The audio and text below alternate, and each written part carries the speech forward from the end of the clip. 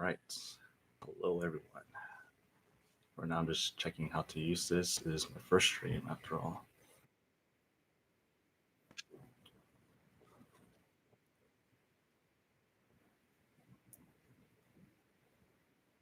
I'm just making sure all my settings are good and such.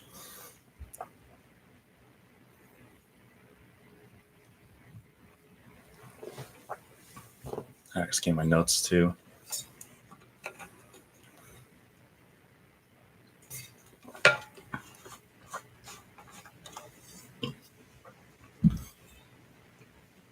All right, this is gonna be one decently long stream, depending on how many topics I can cover at the same time. First, this is spontaneous and disclaimer that everything I say is all personally my opinion, and this live stream will be mainly focusing on the journey that I took to learn Mandarin Chinese as far as I can within the limits of 10,000 hours of listening. Outside of the listening, it could be a total of 12,000 due to vocabulary, speaking, and that's a whole different issue in itself. All right. So the first thing I need to figure out is how to share screen. So one moment so I can do this.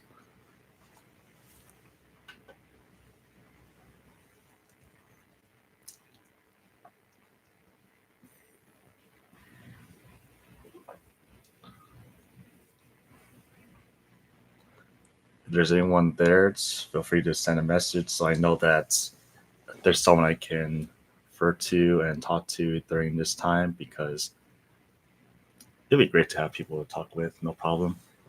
Okay, let me share my screen.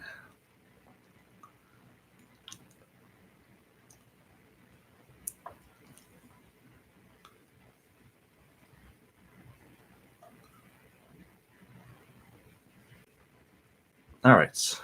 If everyone can hear me, then I'll just continue. Otherwise, please let me know in the chats so that I don't waste anyone's time at all. All right. Now, the basic stuff is who am I in general? This is the first part. All right. My name is Kevin, or if you are a known member on Lingq that has recently come across my username within the forum, I am also named as Chai Tran, and also probably known as one of the very active members on the websites and applications for a very long time. And the first thing I want to mention is that I am also an American born in the United States within Southern California. And because of that, I have a very high opportunity base on speaking Mandarin Chinese due to that California is a very diverse, and I'm pretty close to a Chinese speaking community, which that also guides me through this journey in general. And because of that, my background is I'm also a 27-year-old young man who is also Vietnamese, full-blooded Vietnamese with no background in Chinese or at all. And Chinese was more of a recent thing to happen within as I got older. And at first, I wasn't really interested in language learning at probably the age of high school, which is around 14 to 18.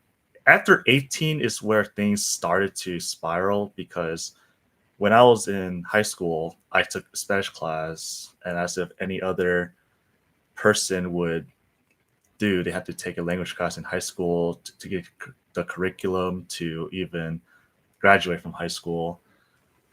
And because I was a very bad student, I did Spanish for 3 years. And the first year I had like a B, and then I got a C, and then I was close to failing. This is pretty much where the spiral point of the language learning even took place, is because I had a Spanish teacher in a senior year of American high school when I was 17.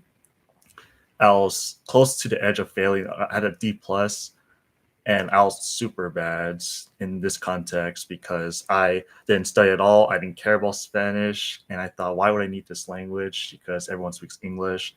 Because that's what my mindset was during that time. And because of that, I had to figure out how to get out of the D plus. But I was near the end, I was spared by my teacher and gave me a C minus. And further on, I had this remark that I have to learn languages. So basically, the journey of Mandarin Chinese specifically was during 2018, and I was in community college. And during this time, I met a young Chinese man who was also in tech, which is my major in the type of work I do. And this comes into play because this is an advantage for people who are in tech. I met him and I was talking with him and I realized he was Chinese. And I told him, oh, I thought Chinese would be cool to learn. So I asked him, can you teach me some words? And then when we had like a private session while we're studying, he was showing me how to write the characters like for I, wo, that sort of character. And then the first time he taught me, I was butchering it so hard. I was saying woo, wo, super bad. And because of that, he gave up on me, which is fine because that language is hard. Okay, because of that, I also came across Steve Kaufman's video within the same time frame of 2018, probably within the middle of the year when I first started community college, or a few years after. And his idea is that language learning can be easy, simple, and it doesn't need to take a lot of efforts, but you do need to do a certain amount of work for certain abilities for speaking. He emphasizes that you have to speak a lot to even speak well. I agree on that too. But also at the same time, it could be countered through certain activities such as shadowing, but I'll get to that later. Okay, specifically, I started Mandarin Chinese within August 1st of 2021, which is exactly 4 years ago and 3 months. So it was a perfect time, 4 years and 3 months. And throughout these 4 years, I learned a lot of things about the language, the culture, philosophy, people, and how to learn. Because learning is also a separate skill in itself, if you want to learn efficiently, that is. And now the big question is, why Mandarin Chinese? Okay, Mandarin Chinese is considered one of the most spoken languages in the world. That's a huge advantage to the business realm, and that I'm also reside in the population that Mandarin is used a lot, but not as much as Spanish. So basically, this video could be more about Spanish, but this is mostly focused on Mandarin Chinese. And I thought, why would Mandarin Chinese be my first foreign language? Okay, my background is I'm only a monolingual when I first started. I started learning my first foreign language at 23 years old, which is August 1st, because I had a lot of motivation ever since high school, because my teacher taught me a lot of things that without language, you can't access the things that an average native speaker could. They have access to a lot of things. So you would have thought, okay, the fact that we already use YouTube a lot and you can access more stuff in YouTube, which is great because Chinese in general, Mandarin Chinese has the advantage. You have access to their social media like Bilibili, Douyin, all the stuff. And it's pretty entertaining too, depending on what your style of taste is. Classical Chinese, literature, poetry, that's a big one. And now the question is, how on earth do you learn such a complex language? Because if you've ever seen YouTube videos about how many hours it takes to learn a certain language, it goes from left to right. They have list every language based on hours spent. Mandarin Chinese is considered the first hardest, but honestly, this is a personal opinion. The hardest language of all, relative to an English speaker, is Cantonese, because one, everything that you read in Cantonese is not going to be how it's pronounced in the colloquial, yeah, when they speak in person, conversational. Whatever you read, it's not going to be the same. So you have to be aware of that. And the first thing about Mandarin Chinese is that there's a lot of obstacles, is the tones and the characters too. So I'm sure that's what people are very curious about. How do you use a specific application such as Lingq, a system that's meant to improve your listening and reading to learn such a tedious language? Love the language, but it drives my brain insane, because that language, you need to be mentally prepared from the beginning, not during but during it, you have to maintain your motivation. Okay, Lingq is a system or application that is created by Steve Kaufman and Mark Kaufman, the co-founders of Lingq, to help uh, users to learn a language based on the input approach, in which that the more input you have, the higher chance you have of using the language in the long run. Because honestly, input is more of a long run term. If you're looking for a short term, Lingq is actually pretty good, but you have to put in the effort. But the good news, for example, if you were to use a dictionary, it'll take you about a minute just to look for a specific word translation, and that you're wasted a minute of your time, your life. Okay, that's ironic. And but Lingq is that you get instant 1 millisecond. That's the advantage. That you have like just like over 100% increase in efficiency of learning words. So that's what most language learning apps don't have. Duolingo, you play a game and then they teach you some words, but most of them are not in context, which is fine because one, you have to learn words somehow, and Duolingo is just a method itself. But the reality is that Lingq is probably the greatest language app in my opinion. I haven't used other apps. I tried Anki. You're pretty much forcing yourself, like you're grinding your teeth just to get a single word, and you can't even predict what your stats are. They give you like a stats and how much you have to review and where you are, what stage is this word. Probably they base on algorithm technologically to even have a chance to learn the word. But Lingq, you can decide your own fate. That's the good thing because one, you have the statistics on your side. No other application has that. Some probably do, but it's not as fast and efficient as Lingq, especially now with AI. But personally, I never used AI. I came during a time before AI even was implemented within the 4 years. It was a new concept, and you have to also have a specific access to even have the payments. I mean, all right.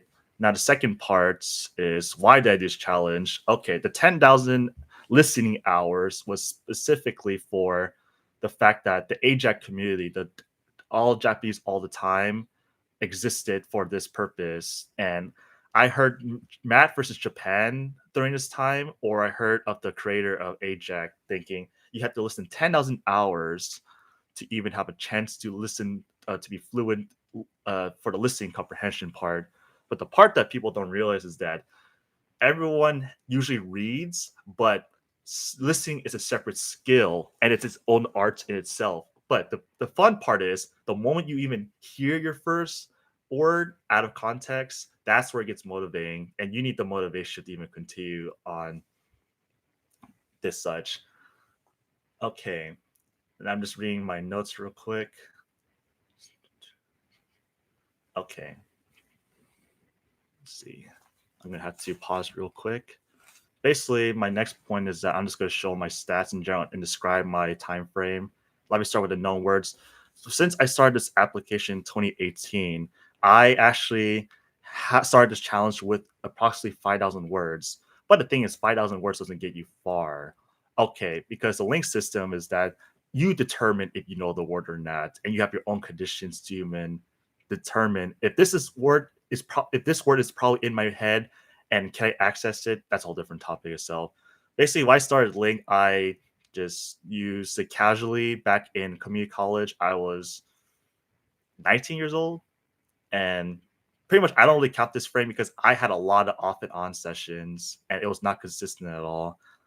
But the real challenge, because during this time I quit about 10 to 20 times because this language is hard and you need a very specific methodology of how to approach such a language with a technological approach, because most people do the natural approach as in books, SE meal, which is cool if you're into that stuff. But if your objective is to speak the language as fast as you physically can, okay. Honestly, Lingq can help you with that, but you have to figure out the speaking on your own.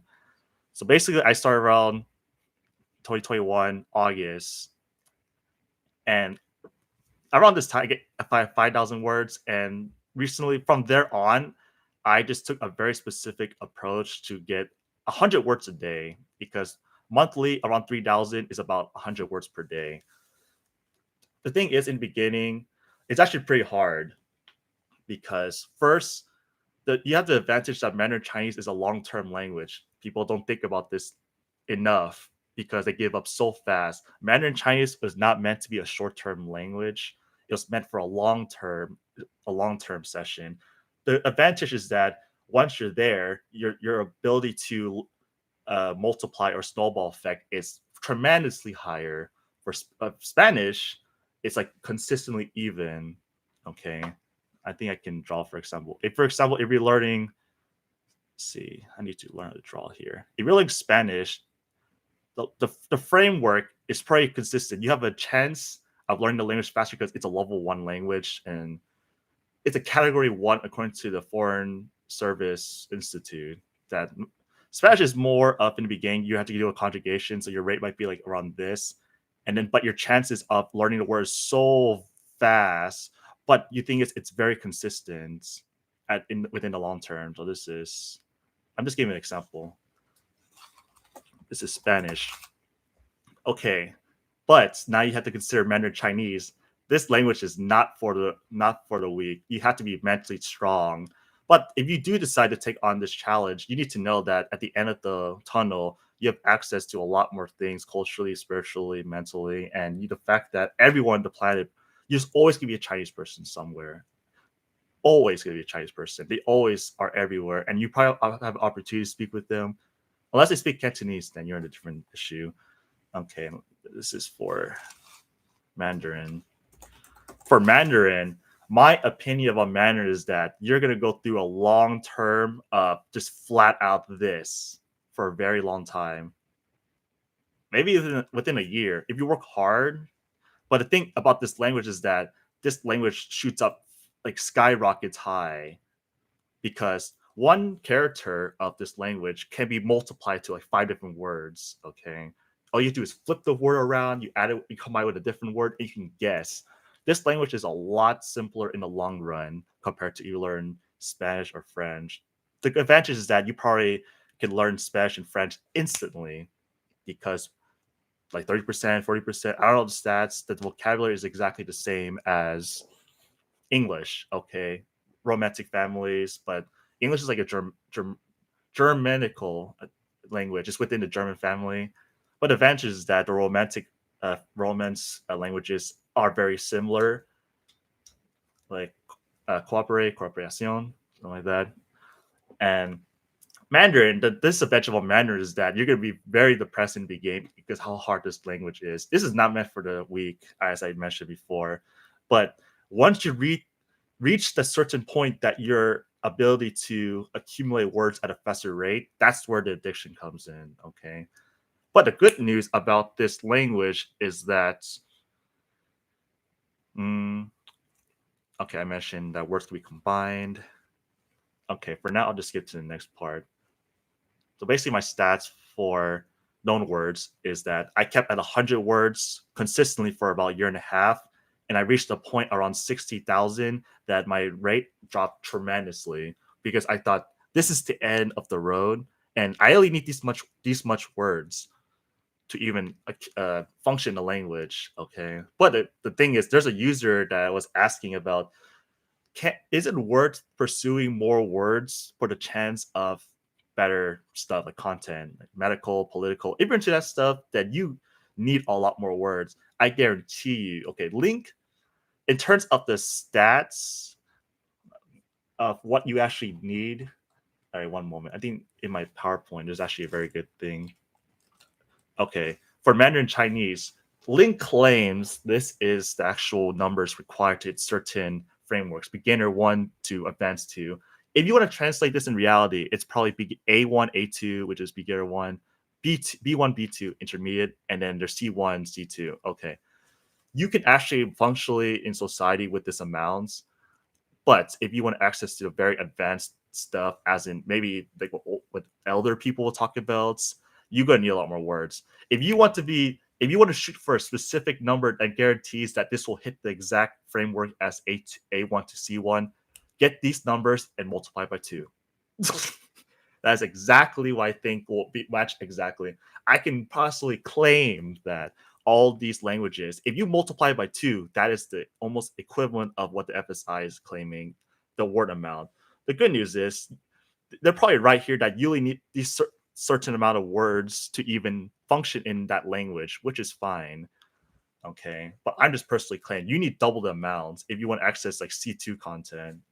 I'm pretty sure like Advanced 2, they're pretty much accumulating for all the conversational words you might hear, which is fine if you're into talking with people. But honestly, when you learn a foreign language, if you're an extrovert, you are going to be an introvert from the beginning. You have no choice but to be an introvert, unless you're very good at handling stress and that you can handle being judged by others because they know that you can't speak the language as well as them, and they're going to tolerate it. But in the long run, they wouldn't want to talk with you because they prefer to be with people near their level, okay, or at least try. If they continue to talk with you, they just have sympathy, which is good. You need that.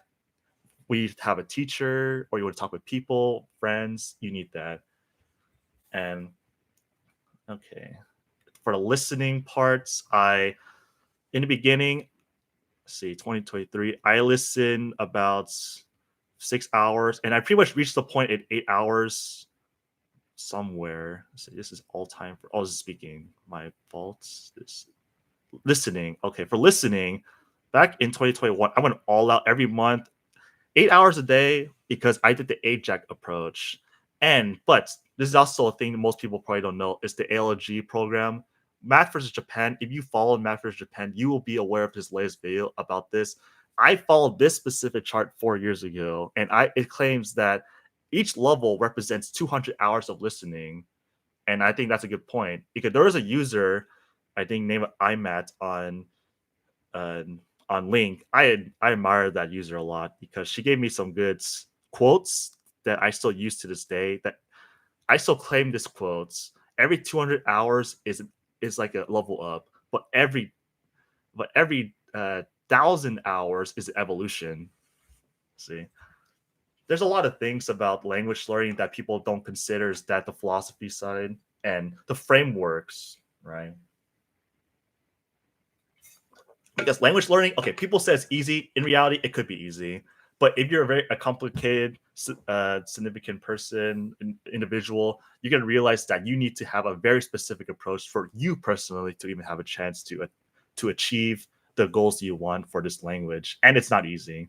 My opinion, okay, I chose the hardest language just because I was in an environment full of people that can speak that language. That was one of the reasons. Let's see, next points. I got speaking to pretty much. I did speaking about a year and a half later. Within my post, I mentioned about a year and a half. I started speaking on italki, and eventually I switched to Preply, but that's for a later topic. Okay, my next points. Let's see. I show my statistics. Why did I do this challenge? Okay, now what was my personal goal for learning this language? The objective of this language was to communicate with other people and understand their culture more and understand who they are, because sometimes Chinese people are known to be rude, but that's just how the language is. They sound rude because of the tones. The tones can be manipulated, and it can be take it in different ways. The high pitch could be like, okay, loud, sure, but because due to accent, people perceive it as different.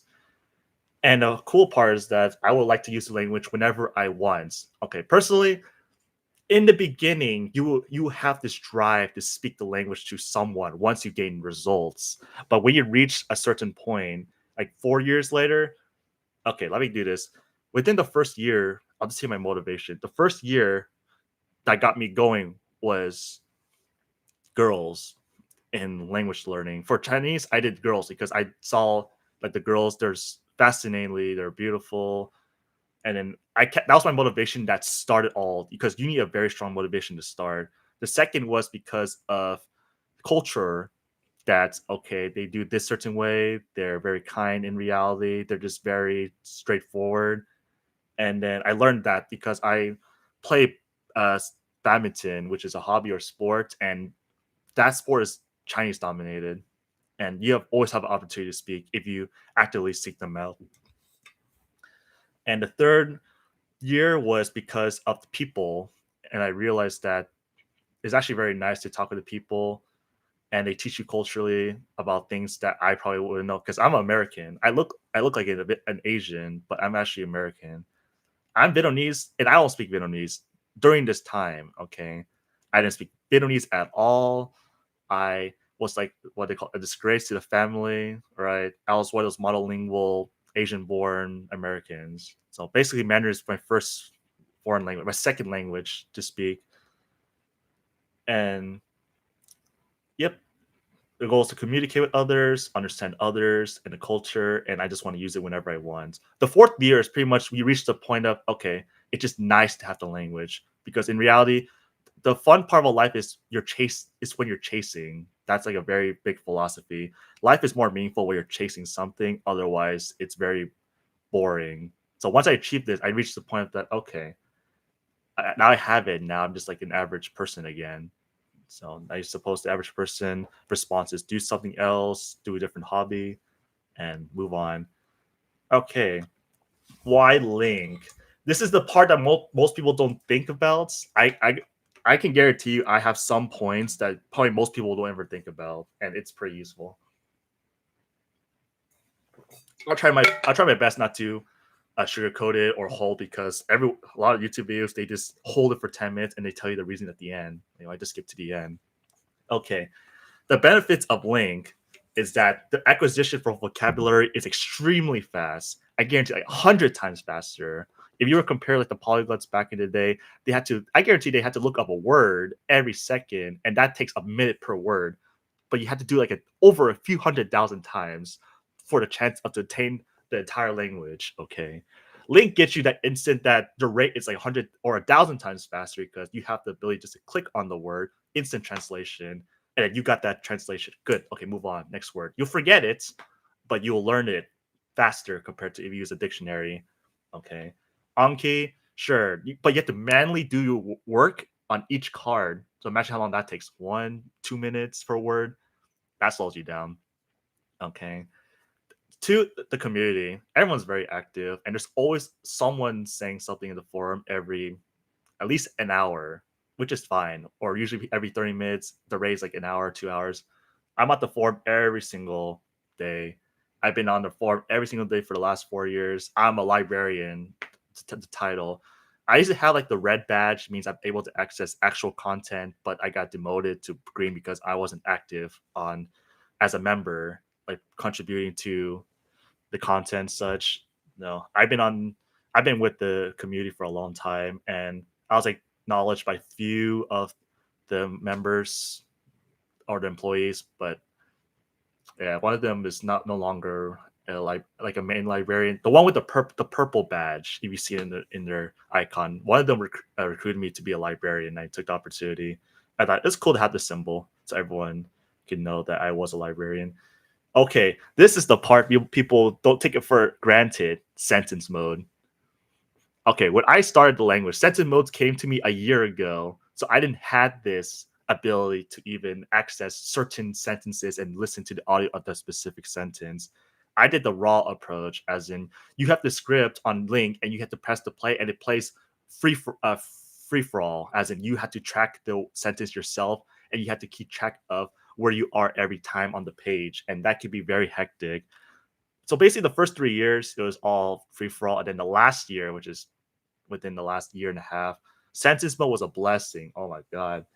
Okay, my opinion about sentence mode is that that mode is used for targeting very specific words that you have not learned yet, and you know that it's very important to you because sentence mode is very helpful to target like certain tough words. But in the reality is that it's not really meant to be for simple words. The most common word, you'll learn that naturally. But if you have to learn like very tough words like engineering or circularization, like in medical terms, you're gonna need sentence mode. It'll help you more because it's very sentence based, focus based. And the next benefit of it is that the statistics tracking in real time. Okay, the meaning of this is that you can set a word to known and that counts as a known word. Now that is +1 on your known words. Okay, which is cool because now you have one word of extra motivation because motivation is a big thing and stats is usually what gets people on. Okay, that gets what people into the mood of actually continuing the language is stats. Most people go in, an average language learner goes in with the fact that they have no stats or no motivation. They might have motivation to begin because they told themselves or because they met a pretty girl that lasted a few days. is I'm going to learn this language so that I have the opportunity to do it again because they miss the adrenaline and the dopamine feeling. Okay. But in reality, is that Lingq is very superior in terms of statistics. You have track of known words. You have everything. How many hours you actually study, hours listening. Hours of listening, the app can do it for you. But personally, how I did it, I used YouTube for tracking, and I actually I used my phone and I used a stopwatch, and I said 8 hours. It has to hit 8 hours, and that's when I can rest. It was very hardcore. And yes, Lynx has the superiority of statistics in comparison to other apps like Anki. They just keep track of how often you did every day. And there's not really many other apps that tell you how many words you know. Maybe Lingq or something. Those are common nowadays with new apps. They try to give you the satisfying feeling that you actually achieved something.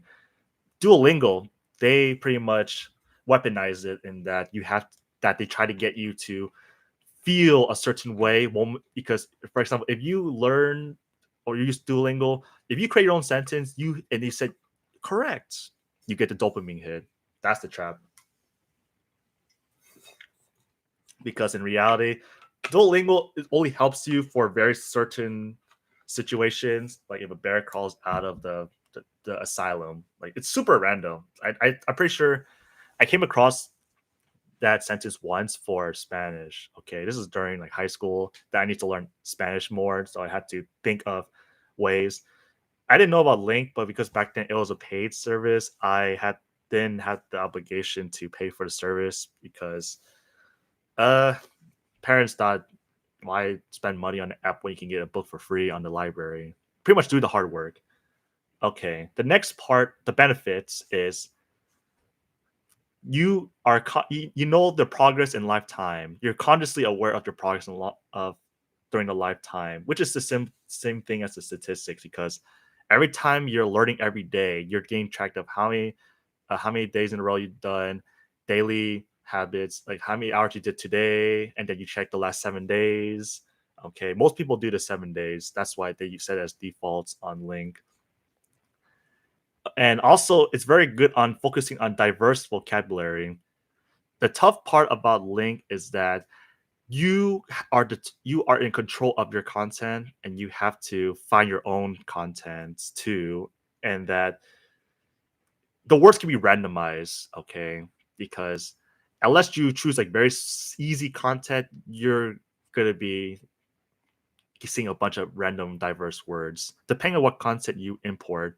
Or if you choose the news option on Link, it'll automatically generate, and you gain words random like diplomacy or parliament, like super weird words you'll never hear in your life ever in a foreign language, unless you live in a country and care about those topics. The cons, okay. The cons of Link is that there's no place to practice your speaking. Simple as that. The only place you can practice your speaking is at home by yourself, online classes, real life, teachers. But Link, they don't really focus on speaking. But I suppose nowadays they have the AI. I think you can talk to an AI now on Link.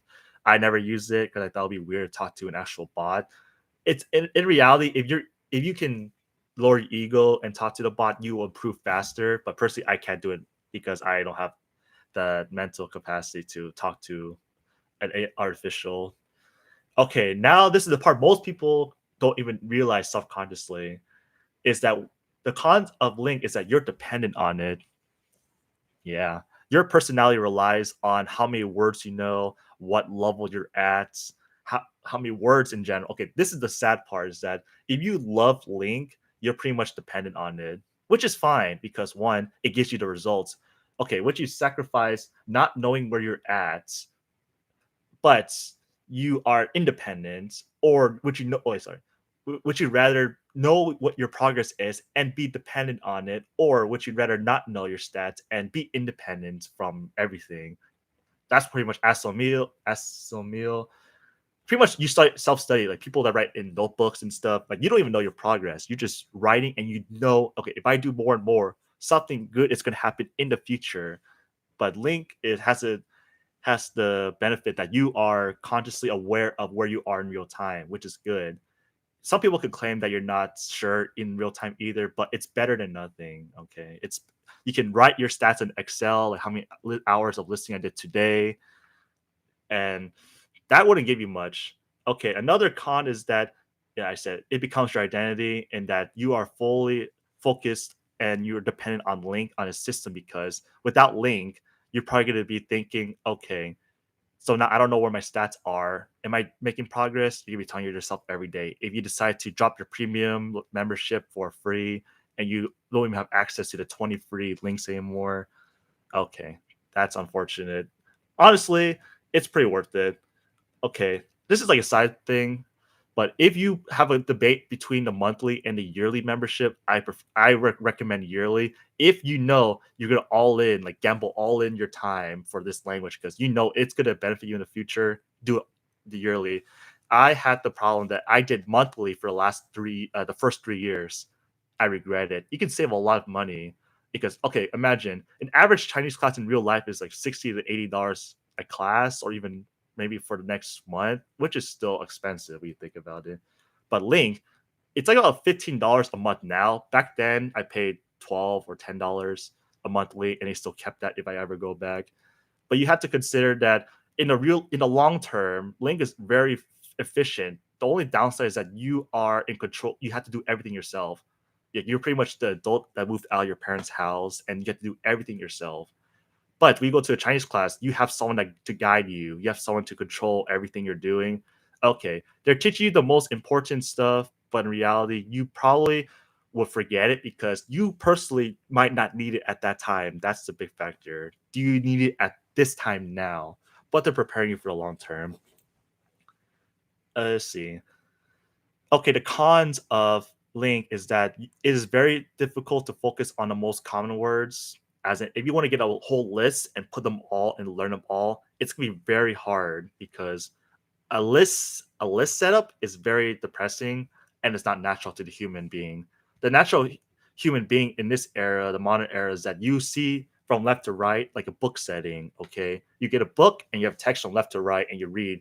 That is what the brain is most comfortable with, and that's what you should strive to aim for, because that sort of thing, you need to first, your brain, or whatever Stephen Krashen said, your brain needs to be like zero stress to even acquire the language. Not learn, acquire. Okay, it's pretty big. So when I heard this phrase, I thought, how do I make my brain functionally not do work? I think Steve Coffin made a recent video about how not to overload your mental brain, or something like that. The more you can learn techniques or skills to reduce the stress, you're going to be winning long term. Because when you're, I don't know if I can claim this, when your stress is 0%, your acquisition exists. If you are stressed, acquisition does not exist. But Stephen Krashen does claim that. Okay, that is the part of why I use Lingq. There's a lot on this, so I recommend get some water or food. It's gonna be a while. But it's the only broadcast I'm ever gonna do, unless people have very specific questions. In terms of Mandarin Chinese, I'll just say, like, after 10,000 hours of listening, I'm at the point that I can listen to almost everything. But sometimes you will need a transcript in case, because there's always gonna be that one word that you don't know, and that throws off the entire context in itself. Okay, how to get started. Okay, the first part is you need motivation. Now, the tough part is, where do you get the motivation? Okay, most people will tell you, the average person will tell you, friends, family, lover, job opportunities, right? That's more outer layer. Now, this is the part that people don't even think about. I don't think it's even claimed in the language community. So I suppose I can claim it now. You need to have a source of energy for consistency, which is motivations. In other words, you have to consider positive energy, which is how you feel. You feel happy. You learn a lot of stuff. Okay, this is the part people ignore, the negative energy. The negative energy is an aspect that people don't think about because, for example, if you feel bad, usually, like someone that's very motivated, they will come back and they will conquer it. That's what conquerors do back in the day. If they feel like they lost, they're going to come back one day. You need to have that. It's, for example, someone tells you, you can't learn this language because you don't have the ability to. Okay, I was told that because my first year and a half, I spoke Mandarin. It to an average speaker, no, it was one of my friends. My friend was a little picky on this case, and they said, "Yeah, you can't learn this language. I can't understand you." Or yeah, they can't speak. I didn't speak well during the time. This is when I started speaking more. So pretty much after that, I felt hurt. Oops, I felt hurt, and because of that, I had the motivation to even pursue further. See, negative energy. It's the same thing as if you are rebellious with your family. Your family tells you don't do this, you do it anyways. That's the negative energy. That's the part people ignore because people care about the positive aspect of life. But negative, it could also be very helpful. To be honest, my motivation strives from negative energy mostly, as in people tell me I couldn't do it. Okay, now I have to prove them wrong. The second point is positive energy, as in you feel happy today, dopamine kicks in, someone give you a compliment, you speak Chinese well. Okay, that's also positive energy, and it's very useful. But in my opinion, it's not as powerful because technically, I think I read in a philosophy book, the biggest motivator in life is revenge or anger, something like that. That's why guys go to the gym after heartbreaks and such. It's pretty motivating. Like you can be saying, "I'm gonna work at a gym because I feel positive and healthy." Okay, it won't take you as far compared to someone that got uh, their heart broken. Okay, the next energy source is revenge. Revenge is an aspect that people rarely encounter. It's meant for people who are being talked down to. For example, that's they said you can't speak the language and you'll never able to speak the language. Okay, now you have to prove them wrong. The revenge aspect is probably the most powerful because in stories, uh, people dedicate their whole lives into fulfilling the revenge. DC Comics, The Flash, the Reverse Flash, he dedicates his entire life to get back at Barry Allen. This is a very good uh, analogy. I'm going to be using a lot of analogies because this is the part that doesn't get people motivated enough. Without analogies, you have no reference of anything to go on to continue. The fourth energy source is rivals. Yeah, rivals is pretty good. Rivals is an aspect, and it's also very important to have one because if you have no one to beat, you're just going to be on your own, and that's very lonely because we're social beings, so we need others as well. I had a very specific user called Bamboozled. He's also a very dedicated member of Lingq during the time I pursued this language, and because of him, I was able to push further and further. And there's one more user. It was like named Meow something. Oh, Tofu Meow thing. That user was the first user to hit 100,000 on Link to 100,000 known words. Right. Yeah, those two are like the biggest motivators. I pretty much tried to beat them, but they're way ahead of me every time. So the only place I could beat them at is listening because they're more reading based, known words based. Okay, and the next energy source is motivation, conversations. The more conversation you have with native speakers and they acknowledge that they talk to you back, your motivations go higher. You're going to be talking more, you're going to be wanting to talk more and more, and you're going to learn more words because sometimes you don't understand what they're saying. So now you have to learn the words that they said to you. Yeah, that's pretty big. Conversations. Okay, now this is another aspect people don't think about. I could consider this like a negative, but it's not. It's in the middle. Embarrassment from not understanding, that's an energy source because when you feel embarrassed, you have two options: is to give up, or you are determined to go back and figure out what they said and you could understand it. Because, for example, it's like Benny the polyglot, Benny the one of the very common language learners back then. He was big on the community. He would emphasizes on speaking first, which is fine. But now, before you do the speaking first, an average person does not have the capacity to feel embarrassed consistently. If you go out and talk to someone, you feel uncomfortable at the words. Yeah, I don't think that approach is for you. Like speaking from the beginning, it could work. I personally couldn't do it. I tried Spanish on it. Yeah, I don't think baby. Imagine babies just come out and they just start speaking, and then that's how they practice. Very unlikely. Yeah, when you get embarrassed from stuff you don't understand, you're gonna go learn more harder. That's another motivation. Last one, the last motivational source or energy source for consistency is the progress. Lingq exists for this purpose, and it's the biggest motivator.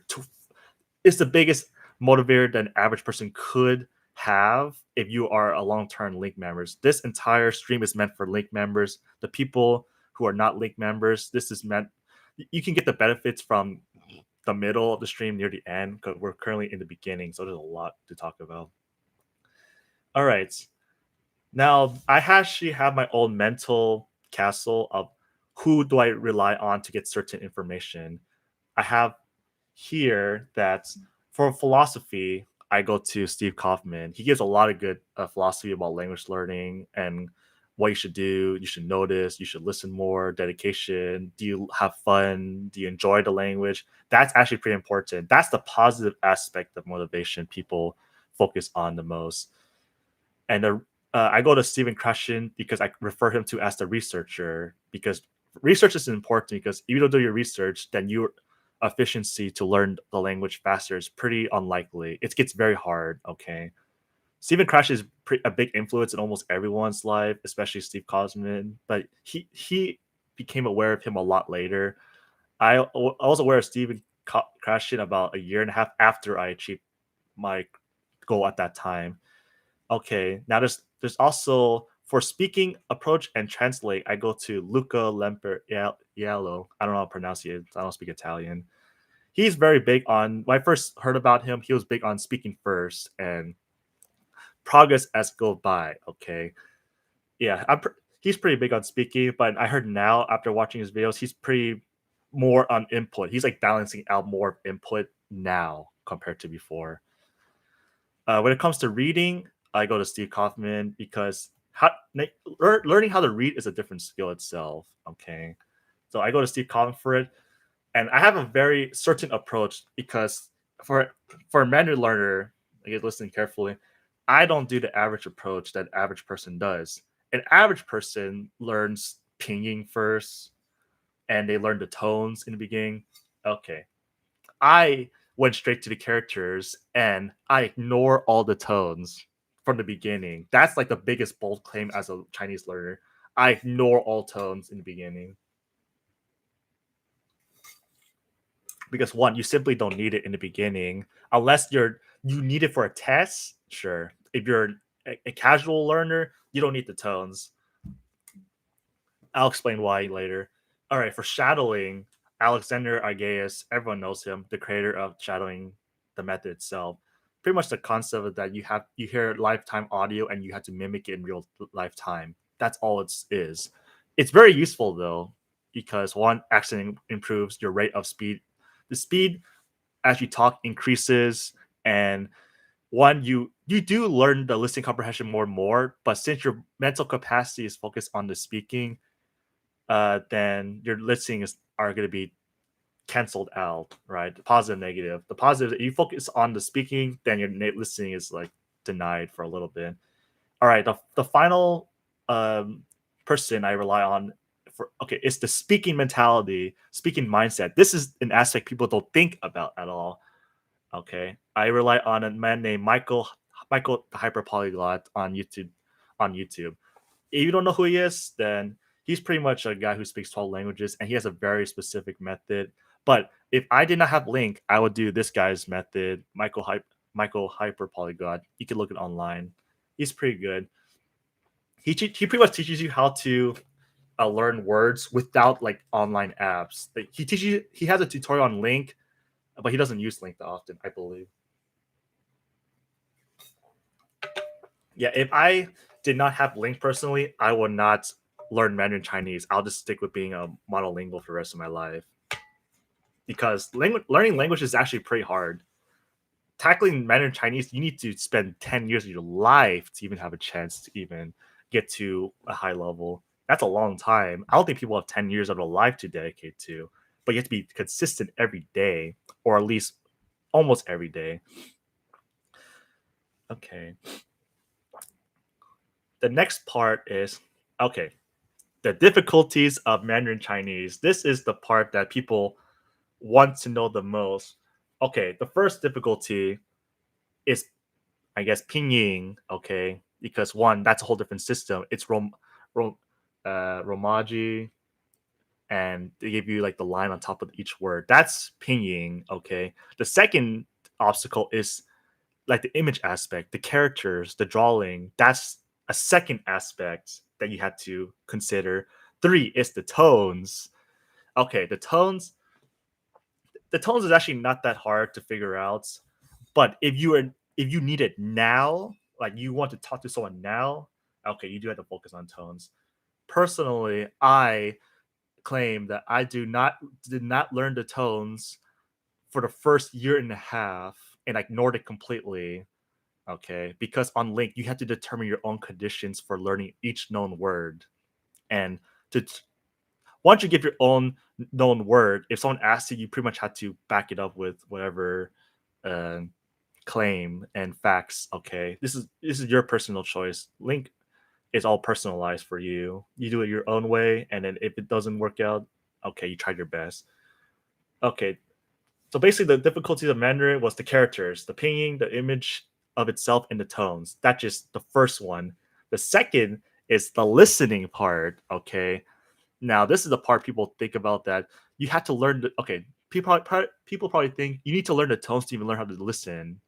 In reality, you don't need to learn the tones to listen. Okay, your brain can do all the filtering for you. All you need to do is get the translation, and your brain will determine each sound based on the meaning. I claim that now. Okay, you do not need to learn the tones to listen. You need the tones to speak. Okay, the average person learns the tones, and they have to focus. They think I have to focus on the tones as I listen, so I can hear it clearly. Okay, that part it's only useful when you're talking to another foreigner that does not speak the language. Then you need to listen to the tone because the way they speak is a lot slower. When you speak slower and slower than a native speaker's speed, your brain is forced to learn how to listen consciously, and because of that, you're being held back. And now you have to listen to the tones very specifically. Is he saying it right?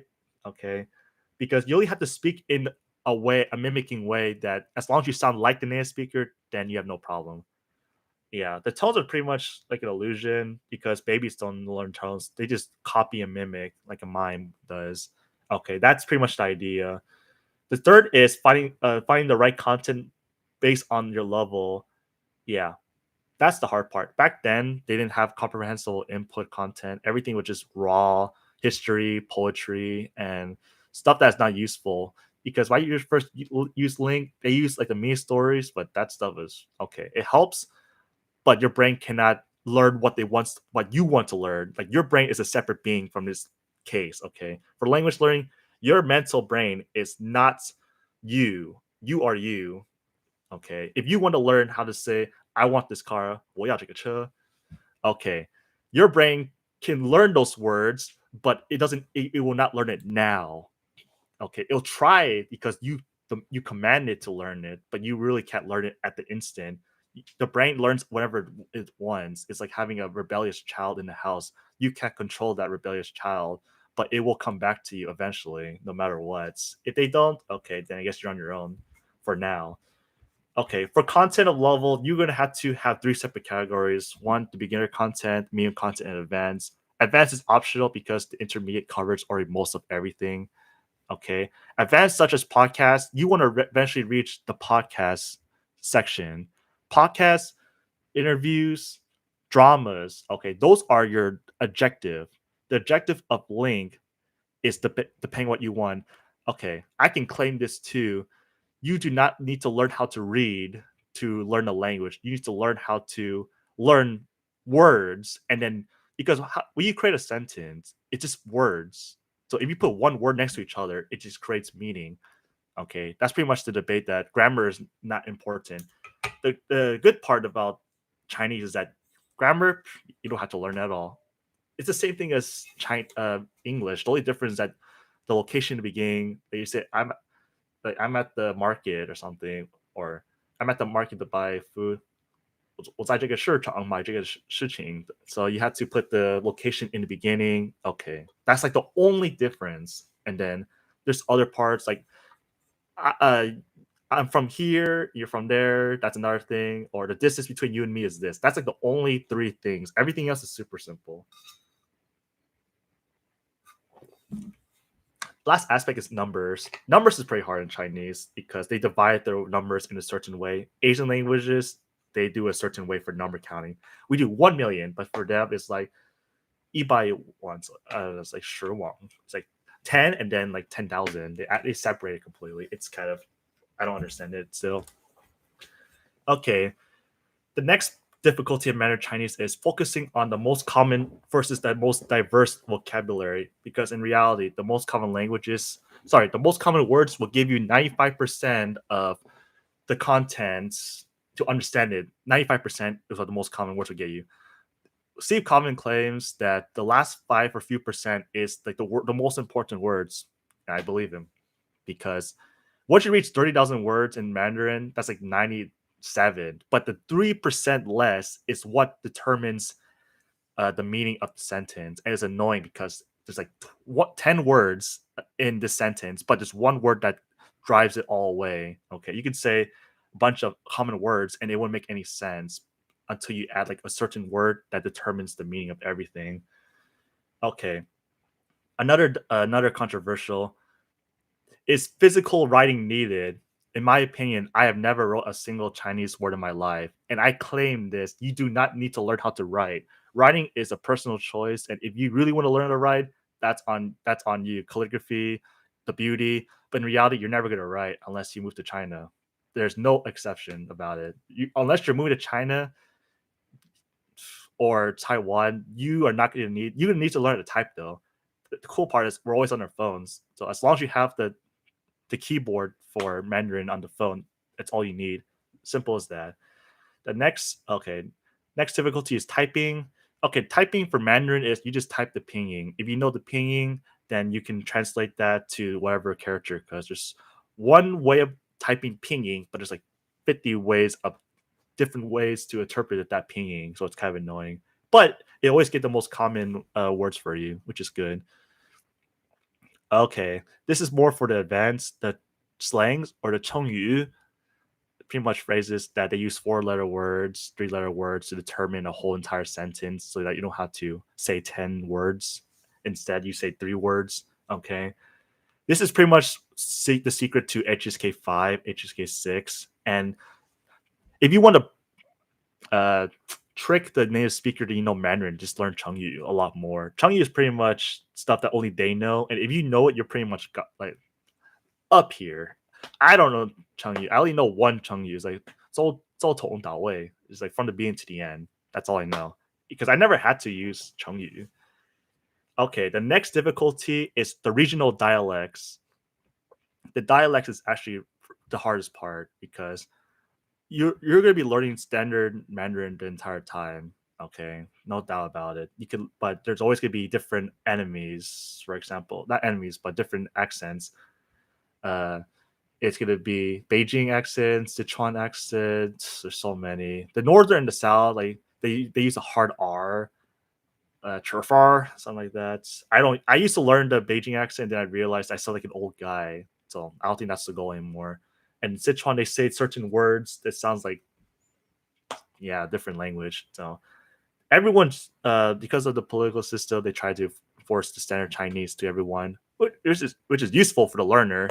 For them, whole different story. Not our situation right now. Okay, the last difficulty is grammar, which is there's really no difficulty with grammar. It's straightforward. It's the same thing as English, and very sweet differences for the grammar. Very simple too. Okay. I'm just looking at what I have to do here. Okay. My next point here is how to set up Lingq. All right, this is the part that people are for sure curious about, how I did it. Let's see. For the phone, this is pretty. I'll explain each part for this case. For the phone, if you're into Chinese, I recommend this specific setup. You want the text as big as you can read, but the condition is that you have to have it that looks similar to what you see in like Chinese news and uh, social media. Like, if you can match the size, because that's what you're going to be getting used to. You want to practice that in that situation. Do that. The line spacing. The line spacing, I believe, is just the sentence above and the sentence below. It reduces the distance. You want them to be cramped as much as possible because that's how it's going to be in real life. And you can see a lot more too. Style doesn't matter. I did Rubik. I did the most standard. Highlighting, that's the same. Okay, for this, I recommend that the text to speech is off. Okay. In the beginning, you can keep it on if you're curious about hearing each individual word. Okay, that's on you. It's okay though. Would do it in the beginning for a little bit, but you have to rely on your ears yourself. Like, if your curiosity, when the text to speech is off, you're using your curiosity part of your brain, and if it's on, you're not thinking at all, which is fine because zero stress equals acquisition. Sure. Doesn't matter about the voice, audio. It's all personal. You want a guy or a girl's voice. Okay. Now for the next part is to tap to paging move to known. Paging move to known is very useful because okay, the downside is that when you slide, you can probably accidentally get everything and convert to known, and you have to go back and hunt those words down. That's the only downside. The upside is that if you recognize most of these words, swipe, all, you save 5 seconds, which is good. Auto link creation. Auto link creation is very useful for this because if you click on a word, and if you click outside of that area, it automatically turns it to a link. Okay, that saves you more time comparing to if you click on the word and you have to manually click on the number to do the link creation yourself. That wastes a little bit of time. Personally, I recommend doing this to save you time because the goal is time and efficiency. Let's see, streaks and milestone pop-ups, those are new. Okay, the pop-up settings. This is the big one. This is the most debatable one about the settings. You always want to show the status. Pretty much, it'll show the 1 to 4, like one for you don't know, 4 for barely, and then known, check mark for known. You want that to show, and the transliteration. You want it in pinyin. It means that when you click on the word, below the actual character where the box shows up, it will show the pinyin itself. You want that because if you leave it off, you'll never learn the pinyin. And traditional, that's a whole different language too. So I don't know what's the point of having traditional, unless you're learning from traditional to standard. Yeah, you'll be fine. Okay, I think I have to. Oops. All right, for the final settings, this is the part people don't. This is the part people make the mistake or they do it themselves. The script setting is that when you have it set to pinyin, each word will always have the ping at the top. I think I can show it like this, for example. This is pretty much what that setting is. It's always going to show the ping at the top. I personally recommend to set it to off because if you let the ping on top of you, you're not going to learn because your subconscious approach is to always look at the pinging first or barely right after. Okay, so basically, if it's off, you're forced to click on the word and look for the ping itself, which is a lot better because one, you're actually creating the neurons. Whatever Steve Coleman claims, you create the neurons in your brain to actually do it. So this is what I recommend for the phone. For the computer, it's gonna be similar. The only difference is that the line spacing, the lowest limit is 0.85. Other than that, everything should be the same. Okay, let's see. Okay, now this is a part that I want to debate about is when you click on a word, for example, uh, I recommend that no one ever uses the number 4. 4, is my opinion, is pretty useless because when you click on 4, it's technically already considered known. The only difference is there's a line underneath. I recommend you abuse 2 and 3. So, for example, if you click on a word, okay, this is the auto create. You click outside, it automatically makes it yellow. That's the advantage. But if you ever encounter the word in the future, you go to 2, and then you go to 3. But this is the part people probably don't do, is that I recommend you go back to 2 and then go back and forth between 2 or 3 until you learn the word. Never use 4, because 4, it adds the number to your known words, and you probably don't even know you actually know the word subconsciously. 2 and 3, the reason for this action is because you're telling your brain that this is a word I need to learn, and you're always going to create the neuron approach, the neuron creation to get this word in your head. If you leave, most people I can guess is that they leave it at 3 and they never touch it again. Because of that, you're relying on your conscious to do all the work, and you don't even know you're gonna learn it. So basically, we do 2 or 3. Your brain is creating a neuron that this word is being more focused, and the importance of it is a lot higher.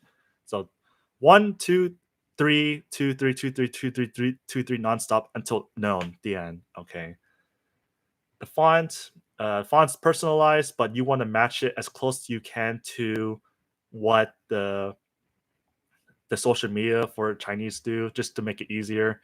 I think I have an example here. All right, this is a separate account I create. So this is pretty much what the average person is going to see. All the words are separated. It looks pretty weird. I recommend you keep all the words closed. I think I'll do the settings through lifetime. You want the size to be as big as you can read, and you want the line spacing to be as low as physically possible, because on the computer, it becomes 3 times. So 0.85, regular, sure. Okay, this is another debate. Light mode versus dark mode. Light mode, in my opinion, is the most important. It's bad for your eyes, but everything you see on the internet is always going to be in light mode. No matter how hard you try, most of them will always be light mode. So for that purpose, you need to put yourself in an environment that you have to train in the light mode. Okay. The good news is in Lingq is that it'll help you learn faster, so you don't have to suffer as much for your eyes. Dark mode is pretty much for the feeling of comfort, and in reality, you're never going to encounter passages that everything's black and then the text is white. Very rare. Very rare, unless you do it yourself. See, if you do it yourself, sure, go ahead. But an average Chinese media or any media on the planet for any language is mostly gonna be light mode. Let's see, translation. Yep, that's pinging. That means we click on it to show the pinging. Wait, this is for links. This is for new words. Interesting. I never really set this much. Female, sure. Okay, paging move to known, auto link creation. Yep, streaks. Honestly, you can keep this offer on. I didn't even know aware of this until now. Sounds pretty late. Show vocabulary in sentence mode. I recommend this off because we click check, you open the sentence mode, it's always going to give you the word at the bottom. You pretty much want to guess on yourself. Okay, you click on a word, you learn it yourself. Don't let them give you the answer. Let's see. Review. I get it. Show, is there space? I thought there's a section for show space somewhere. They will show examples, show notes, full bar pop-up widget. See how it looks now. I know there's a section that could prevent line space, dark theme. Oh shoot, I didn't realize people were here. Okay, I'm gonna read the comments real quick. Just joined. For how many years have you been using Lingq, and how old are you?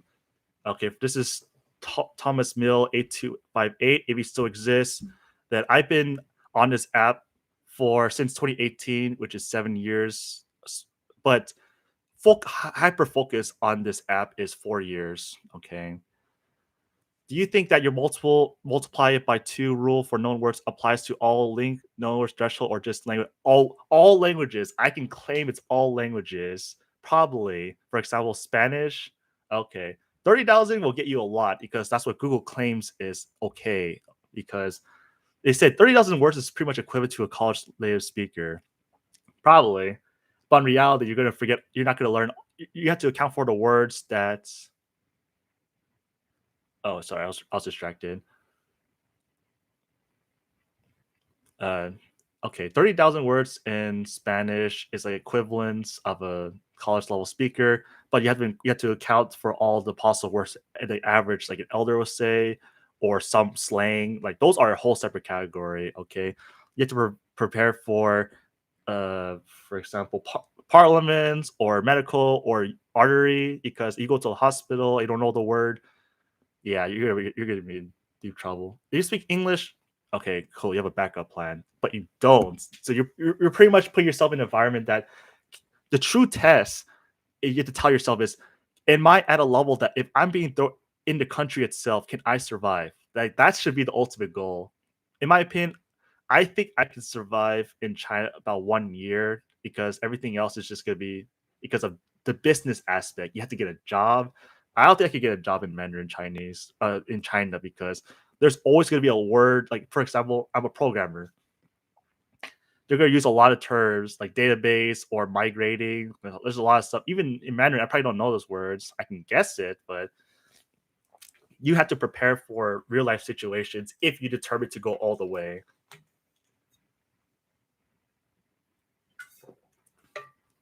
Okay, how would you listen while working, according to Robert Peer? Okay, the advantage of being a programmer, if you're a programmer, is that you can put your earbuds, your headphones on all the time, and I would blast the YouTube videos nonstop, and I would use the repeat. I believe. I think I have an example here. If you go to settings, I'm pretty sure it allows you to repeat playtime. Where is the setting? Oh, I think it's right here. Okay, there was a setting that allows you to repeat the video nonstop back and forth, but I guess they removed it, or I just don't know where it is at this moment. Sleeper timer.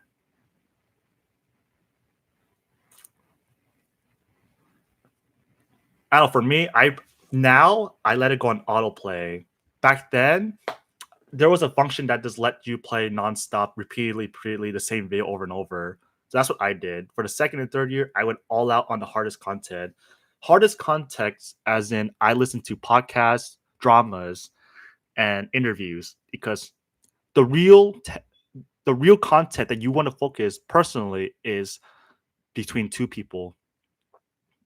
You need to listen to content between two people, as in you're eavesdropping on them. Okay, because in reality, language is a way of communication, and if you don't have that ability to communicate with other people, then I guess it's pretty much pointless, because the language is there to communicate with other people, is it not? If you listen, there's also the content of you listen to one person, like specialized content, like they talk about real estate, to tell you all the rates of all of that, or I was in a they give themselves the self reflection videos, like those are like you can listen to those. It's the context as if it's a professional setting, because they're saying very specific keywords. It's not natural. Okay, they say stuff, but do you need that? Like, you want to ask yourself, if I listen to this content, do I really need this? See, do I need this? If that's the question you ask yourself, if you said I don't need this kind of content, all right, go find the content you think that you will hear in real life. Like, this is what people tell you. Oh, listen to stuff that you think you'll counter. Okay, top part is, where do you find those content? You can literally Google Translate and just type how to find uh, certain things, like how to integrate to society, and then you go on YouTube. It allows you to search. Let's see. I don't know.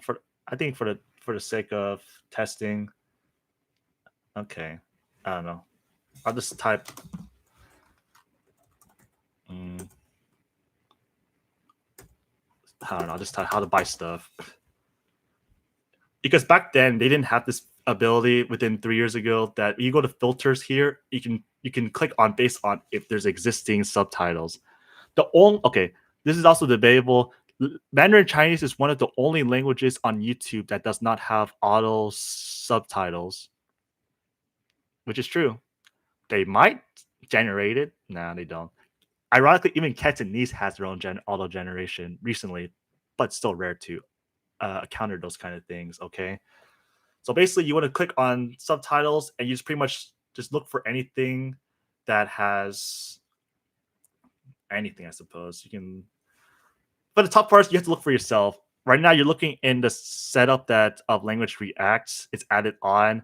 Personally, I just added Language React just 2 days ago. So another tip: use Language React because one, they give you all the content online, and they can find you all the subtitles. So if you haven't use Language React, I personally I'm not a sponsor or anything. I'm just a random guy that just took it to the next level. And you look at the subtitles, I guarantee you, see Chinese done. Anything you're into, and then you just pretty much import, call a day, Chinese, and then just import it. And that's all you want to find content, just do that. Or I think you can literally type, for example, broadcast. Bam. Broadcast. It depends on the context. You have to be very specific on your keywords. Yeah, see, there's already CCs. That's super useful. It could be in English probably. So that's the part is that they don't filter the English. Okay, see, it's Taiwan. You have to look for the average. You're looking for simplified Chinese, then you have to look for simplified Chinese content. English. Yeah, you have to do some digging, and you have to have. Okay, see, just Chinese. See, this one has its own. Let's see. Just checking real quick. Did I actually play this? Yeah. Okay. Because the language React itself is a lot different. That's all you guys need to know now. This is how you search. You do the search bar. You go to the filter section, and you just click on subtitle CC. Done. The end. That's all you need. Back then, you had to use very specific keywords like a search bar. There was a user on Lingq that gave tips how to. He did like this typing. I don't know. I'm just saying for this how to find a girlfriend, stuff like that. Then they added like some text like CC. Oh, sorry, CC subtitle, something like that. That gives like the exact thing that filter does for you, and CC. That's the equivalent. So we should be blessed that YouTube has this ability to look for YouTube videos that only have CCs or subtitles. That's it. Okay, while I was listening, I always have headphones on. Hopefully, my boss doesn't listen. I always work, and I always listen to Mandarin Chinese content. My work is more easy pace, as in I don't need to do much thinking. It's more automated, so I can take advantage. Where are you finding consistent content? Okay, YouTube. I just demonstrated just now. This is, and then once you like a certain content, subscribe to a channel. My biggest tip is to create your own separate YouTube account, Gmail, because if you mix it with your average account, it's all mixed, and you are not consistent with finding your content. So I have every language I ever learned. I have a separate account. See, the Spanish, Portuguese, Korean. See, Chinese is. I even name it like Kevin Chinese. See, that's just how you make it easier for yourself. Okay. Let's see. Do you plan to continue tracking your listing stats? Yeah. I pretty much do 1 hour a day. Pretty much after this whole live stream, I have to do 1 hour. I do 1 hour a day because the sad part, the downside about Mandarin Chinese is that you have to keep going. And the sad part is I'm not considered fluent yet.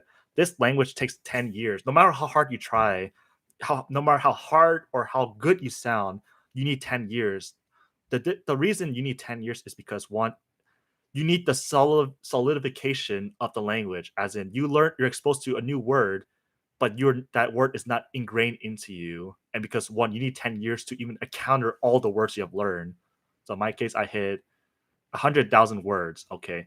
How long is that going to take to hear all 100,000 words and make it solidify to your brain? As in, it's going to stay in your brain. See, because the brain requires 9 to 32 times of hearing it out of context to learn, something like that.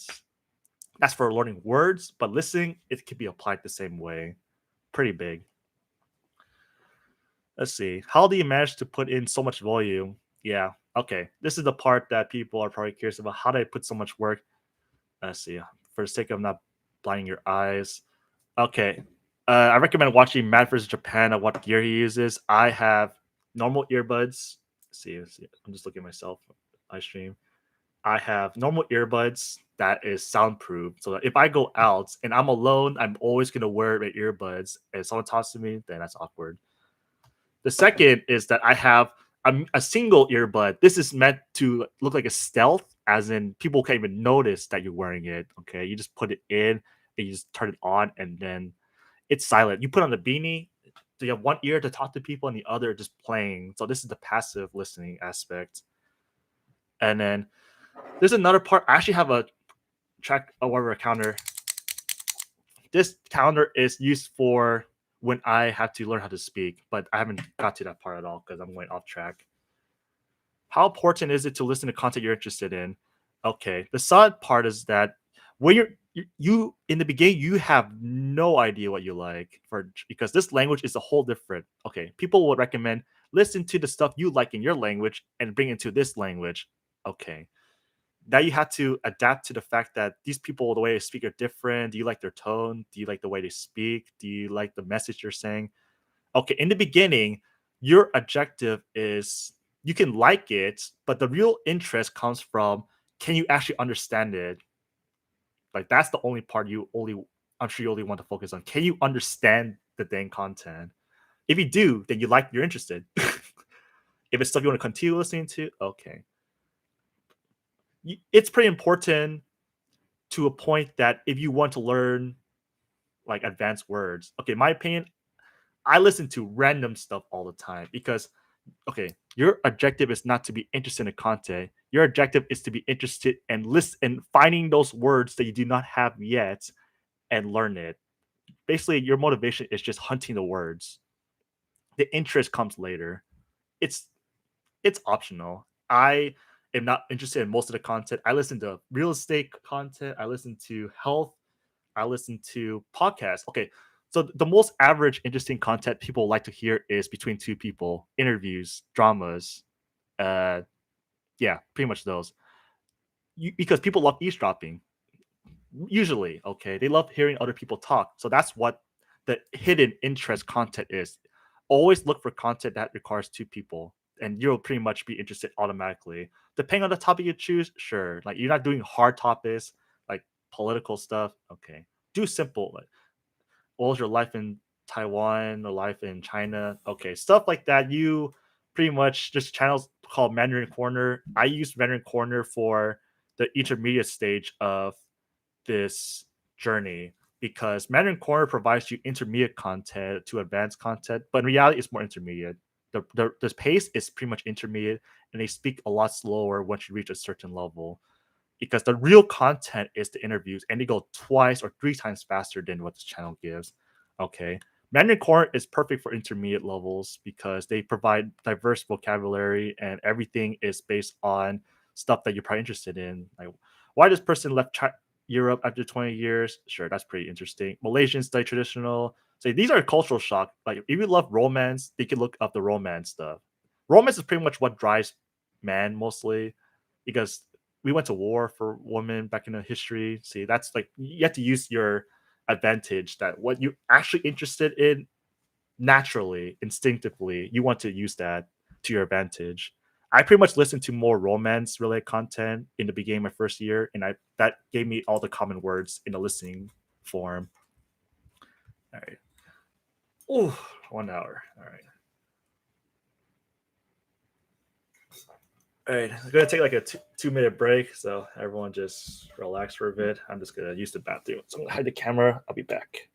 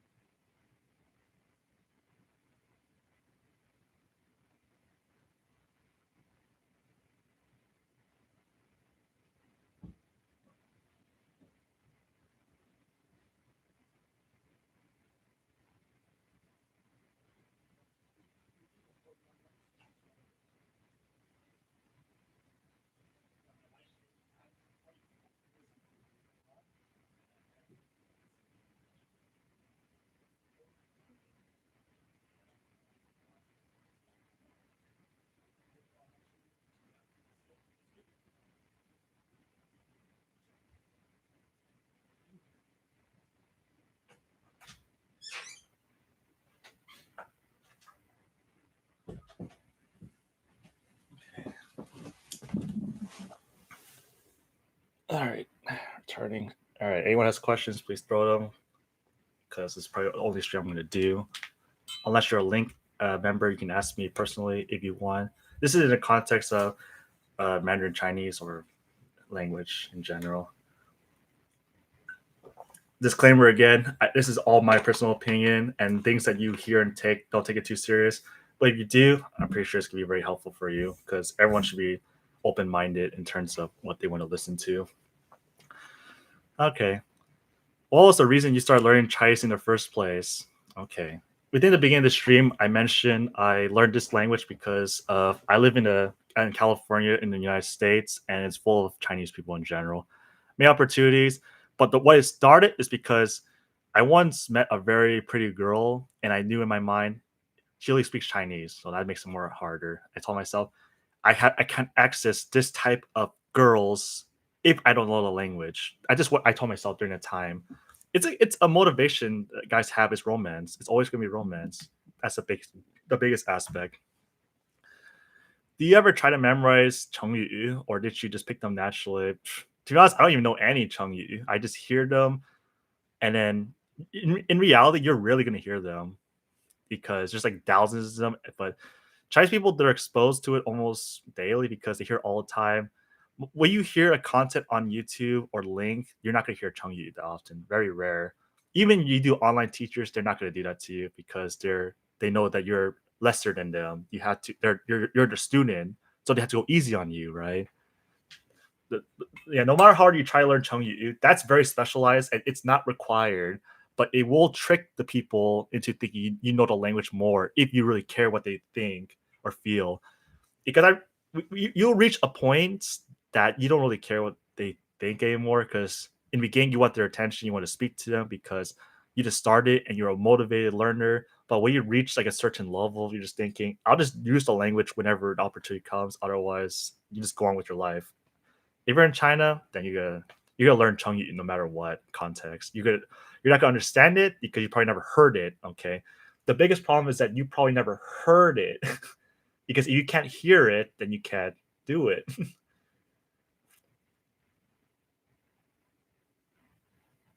Yeah, just looking on Link.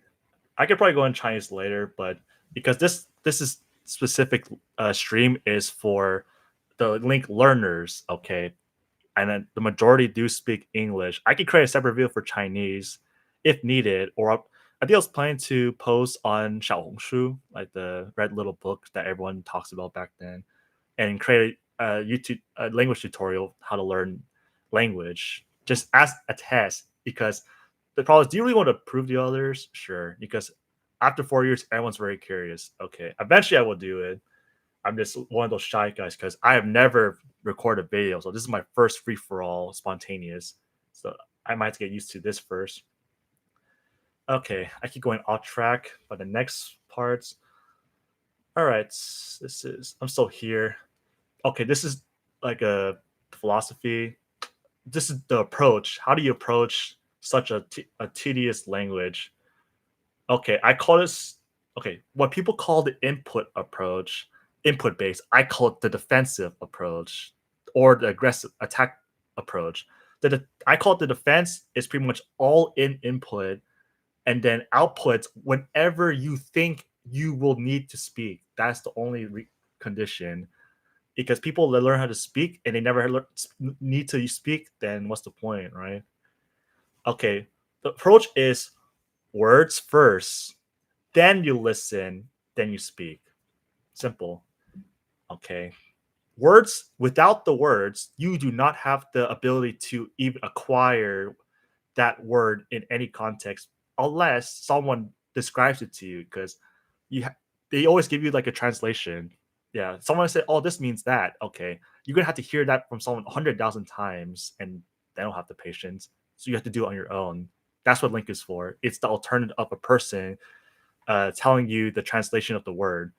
The blessing about Lingq is that you can always learn words faster and faster, but you just don't know how to learn the words faster and faster. All right, next part. Practical. This is the part everyone wants to know. Okay, the phone versus the computer. All right, I guess if you're interested, then listen. For acquiring words, if the script is different than the Romance language, or for example, okay, the Romanticization, or the Latin language, sure, A B C D E F G. Okay, if it's a different script, use your phone in the beginning stage. Okay, because one, the phone is there to help you hyper focus on each word because you have to manually do it yourself. Okay. I did this in the beginning and I still would do it. If I had to start over again, I would use the phone. The computer is if the script is the same as what you already know. For example, English to Spanish, Spanish, French, saying because those you already know. Okay, you have three factors that people don't think about. Is first your initial nothing happening stage. The second stage is you have to do the translation, and two, you have to actually no sorry let me repeat that. This is the first stage is nothing's happening. The second is you need to translate into a script that your brain already knows, and third, you have to actually learn the word. The downside of okay, the upside, for example, Spanish, is that you go from step one to step two, done, because you already know the scripts, done. Okay. The third, but Mandarin Chinese has a second, an extra layer is that you have to first convert the text into pinyin in your head so that it's equivalent to the alphabet. Okay, and that you have a chance of even acquiring what the word is. So Mandarin is pretty much an extra step longer. That's why it gets categorized as category 5. You need to do multiple stuff. Do you feel fluent in the language at this point? If so, what word count did you feel you became fluent? Okay, I feel fluent conversationally. I can converse with most people. There's always gonna be a word or two because first you have to account for accent, the rate of speed. If it's faster than what you've been listening to hear your content, you're in trouble. And you have and word usage. Yeah, because I don't know, everyone has different ways. Your tough part is you have to accommodate for everyone's different speech patterns and the way they speak. I can speak fluently in conversational in most cases, and then there's always going to be someone with a hard accent, like a Beijing accent, or like I don't know. The elders always have a very heavy accent, so that makes it a lot difficult. Okay, and you have to learn how to listen to those kind of people from YouTube. You have to hunt for those type of accents. You have to listen to it. That's why listening should be the main focus of what Steve Common says. Listen to everything because you will never know when you will encounter someone with that accent or this word usage. It's always gonna be hard. What word count did you feel you became fluent? 60,000. Honestly, 60,000 is pretty much, or the advanced two amount times two, which is 70,000. I believe I reached 60,000 to 100,000 because there's always the lack of few words that you hear and then say, okay, I need to hunt for these words. For example, toilet brush, chemical wipes. See the stuff you hear in your house. You rarely hear those in normal context unless you're living with a Chinese person. See the walk. You gotta listen to radish. See different food, carrots, caterpillar, beetle. See roly poly. So you have to account for those words because they're always going to mention those words at some point in your life. It may be one every 10 years, but it will come up. And if you don't understand, then you're going to be embarrassed and then you might give up on the language because of it. Pretty much the advice is hunt and get every word possible. Every word is valuable in its own way, and you need to learn as much as you can. 30,000 is the minimum required to have a conversation. My opinion, it's like the minimum requirement because from there you can encounter most like 96-7%, but the 3% you can ask, what does that mean? Even in your native language, there's always gonna be one word you don't know, and you have to ask them, what does that mean? What does that phrase mean? I have no clue. Can you please explain it to me? See, you're gonna do that a lot more and more in a foreign language. Did you ever feel burned out from studying so much? Yeah. Okay. This is default dimension. I feel burnt out every single day. 8 hours is a lot. Like you're gonna feel like your brain's getting blown up to pieces. Okay, the AJAC community they do 24 hours. Those guys are hardcore. I only did like the 1/3 of what they're doing. They do it when they're sleeping. They listen when they sleep. They listen when they breathe. Oh man, even the bathroom. I don't know how they do it. Okay. I recommend to do naps.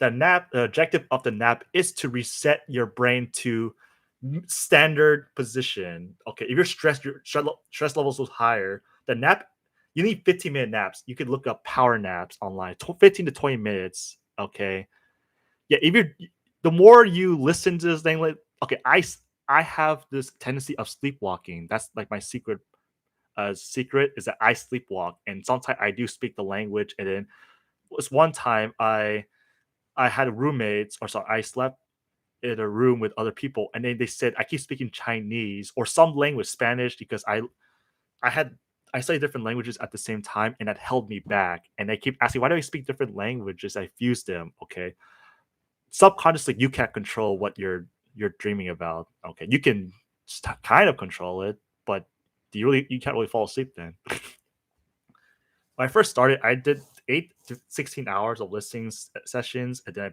realized that it's not good for your health. And if I don't hit the 8 hour mark, I would sacrifice my sleeping time and listen while I'm sleeping, and that's pretty much where it gets very depressing. Was it worth it? No. Honestly, you don't need 10,000 hours for just an experiment. In reality, you need to do more active listening, but that's a different. I can get to that later. Okay, so practical. Use your phone for the beginning stages of harder languages, and for any language with different scripts, always use the phone. Okay. For the computer, do you always want to use it for the same script, or when you're at a medium to advanced level that requires? Okay, the difference between phone and computer is that the phone lets you focus, hyper focus on one word at a time. Computer is meant for speed. People don't think about it. Computer is meant for speed because you have the in your keyboard, you're allowed to use the arrow key to even go next word. If you use the right arrow key, you go to the next word instantly. Okay, you should master all the computer should be for languages that you think you could learn the words faster. Highly recommend for advanced stages because your rate of learning because I reached the point that I learned 1,000, 2,000 words a day in Mandarin because one, it's a long-term language. Okay, once you read a certain amount of words, every word can be predictable. But for Spanish, you can't predict every word because caterpillar stuff, those are different forms. So Chinese has the advantage that you can, once you reach a certain stage in the late stage, you're gonna win. You're gonna keep learning more and more. I could keep going, but the rate is it worth it? Because literally almost every lesson is known. So hunting word is just as hard as finding content. Okay. Thank you for your question. Okay. Listening. This is the part everyone wants. Now, the fast versus slow. How fast versus how slow you listen. Steve Coleman made a video on this. You guys can check it out too. I recommend you listen to fast content, like a little bit faster. Okay, if you think you'll encounter a native speaker that speaks faster than what you listen to, you have to match that guy's speed. But the good news is, if you listen fast, it's easier for you to listen to slower content. Easy as that. I recommend you listen to podcasts, dramas, because they go max speed, natural native speaker speed. You want to strive for that speed. Okay, speed matters. Okay, this is outside of context. When you speak, you can trick native speakers. You speak the language better by how fast you speak, or fast and equal to them relatively. If they speak fast and you speak the same rate as them, they think you're more native because not everyone can speak the language just as fast as them. Listening, the known words percentage.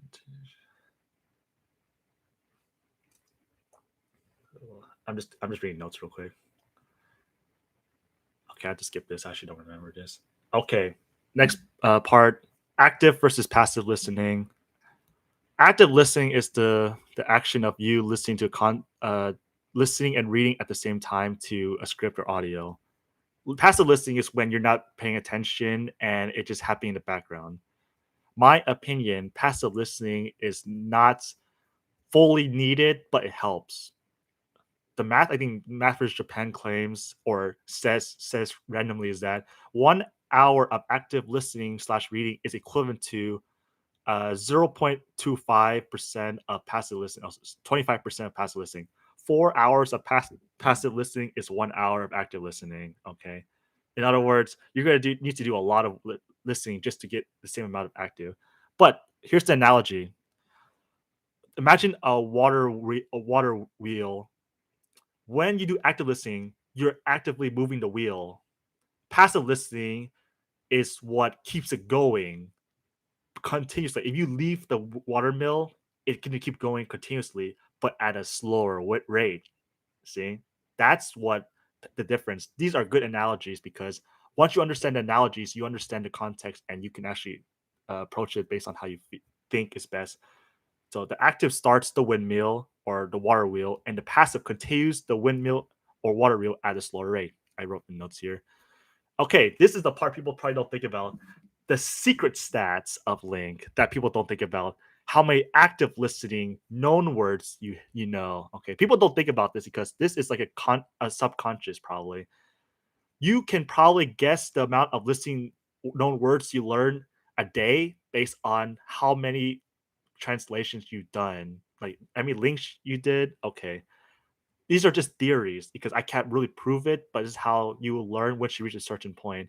There's activated translated words, as in passive to active vocabulary in a speaking context. That's a secret stat. Activated spoken words, as in how many words you spoke randomly at random points. For example, you attend a class or you speak at random and you magically said a word out of nowhere. That is the active spoken word, as in it's just naturally happened because when you learn vocab, you randomly one day you learned a word and you don't know why you learned it or how you learned it. This is the same exact context. The activated spoken word, it just happens out of nowhere. Before I was mentioning that's for reading, but this is for speaking. So, and then the final secret stat, shadowing time. This is optional, but just pretty much how many hours you shadowed, how many hours of content you listen and you repeat. That's shadowing is, as I mentioned before. Alexander Agaeus created this. Pretty much like the most important thing. Where to get content, YouTube. Yep, this is the notes I have. Okay, I guess this is the part people want to learn too. People that already are like advanced learners, medium, intermediate. This is not really beneficial, but you can learn something maybe. How to learn a language. But I think I put the how to learn a language. Okay, using Lingq. That's the okay. Disclaimers. First thing is that you are going to forget everything and you're going to relearn everything. That is the pattern of words and even your own language. Once you learn a word, you're going to forget it and you're going to relearn it, but it's solidified more and more. Maybe what Anki claims, like you learn it, you forget 100%, forgetful 8%, and then eventually reach a point like 1.11%.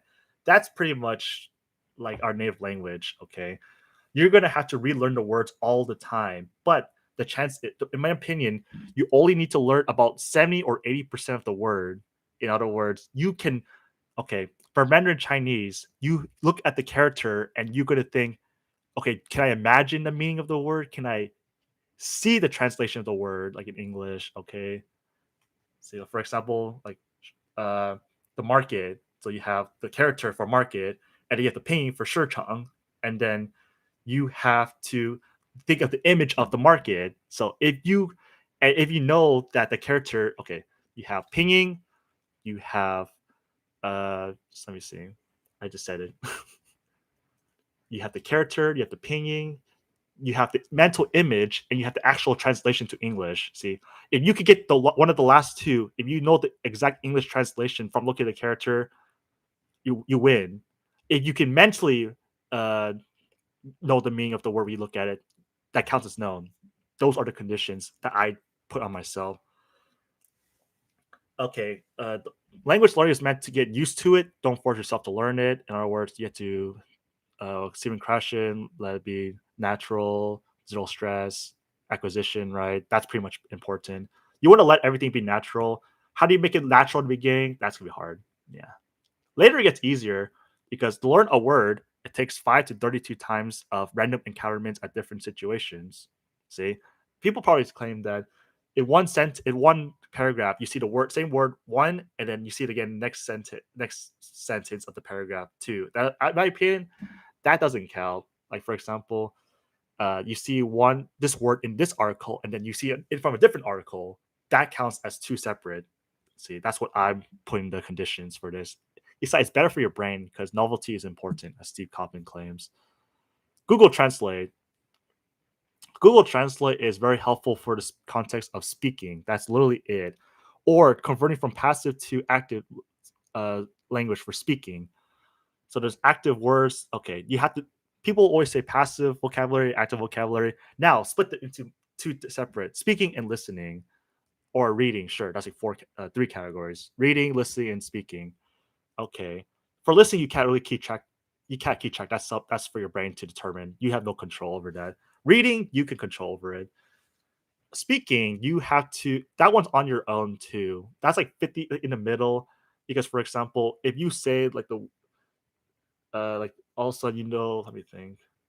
If you don't know the word for government in English to Chinese, that you don't know the word yet in terms of speaking, but when you see it, you recognize it, that counts as known too. Honestly, it's better that way because even in your own native language, you know more passive than active vocabulary. In other words, you have to put that into a factor because most people don't like to claim that I know a lot more active than passive, but in reality, it's impossible because your passive is the capacity, the large amount, the maximum amount of you can handle, and active is just pretty much the things filled within there. Okay, if you have a giant bottle of water, the remaining amount of water inside is how much you actually actively know, and then the extra space has potential to fill up whenever you have time. Okay, in other words, passive is giving you the maximum capacity allowed, and active is pretty much what you already activate from the passive amount. Google Translate is your best friend. You want to carry your phone everywhere, and you want to mentally talk to yourself. Okay, this is the part people don't ever mention, so I'm going to be the first to claim. You want to talk to yourself mentally, as in you don't even talk. You just talk to yourself in your brain. You know those people that have probably problems with asylums or psychology problems. You're going to have to mimic them a little bit because the positive part about it is that they can talk to themselves in their head. But for you, you can do that to yourself too. For language, because one, you're forced to create neurons and to create links, and that word will become more and more. In the end of the day, language learning is just translation, nonstop translation, and you pretty much have to do so much translation that your brain is going to adapt to the translation. Translation is pretty much what Lingq is. When you create a link, it's a translation. So, for example, I have 140,000 links, so I did 140,000 translations, but you have to account for all the times you have seen that same word of the same link. So it's like at least a million or 2 million translations. Okay, you're gonna see the word, you're gonna relearn it.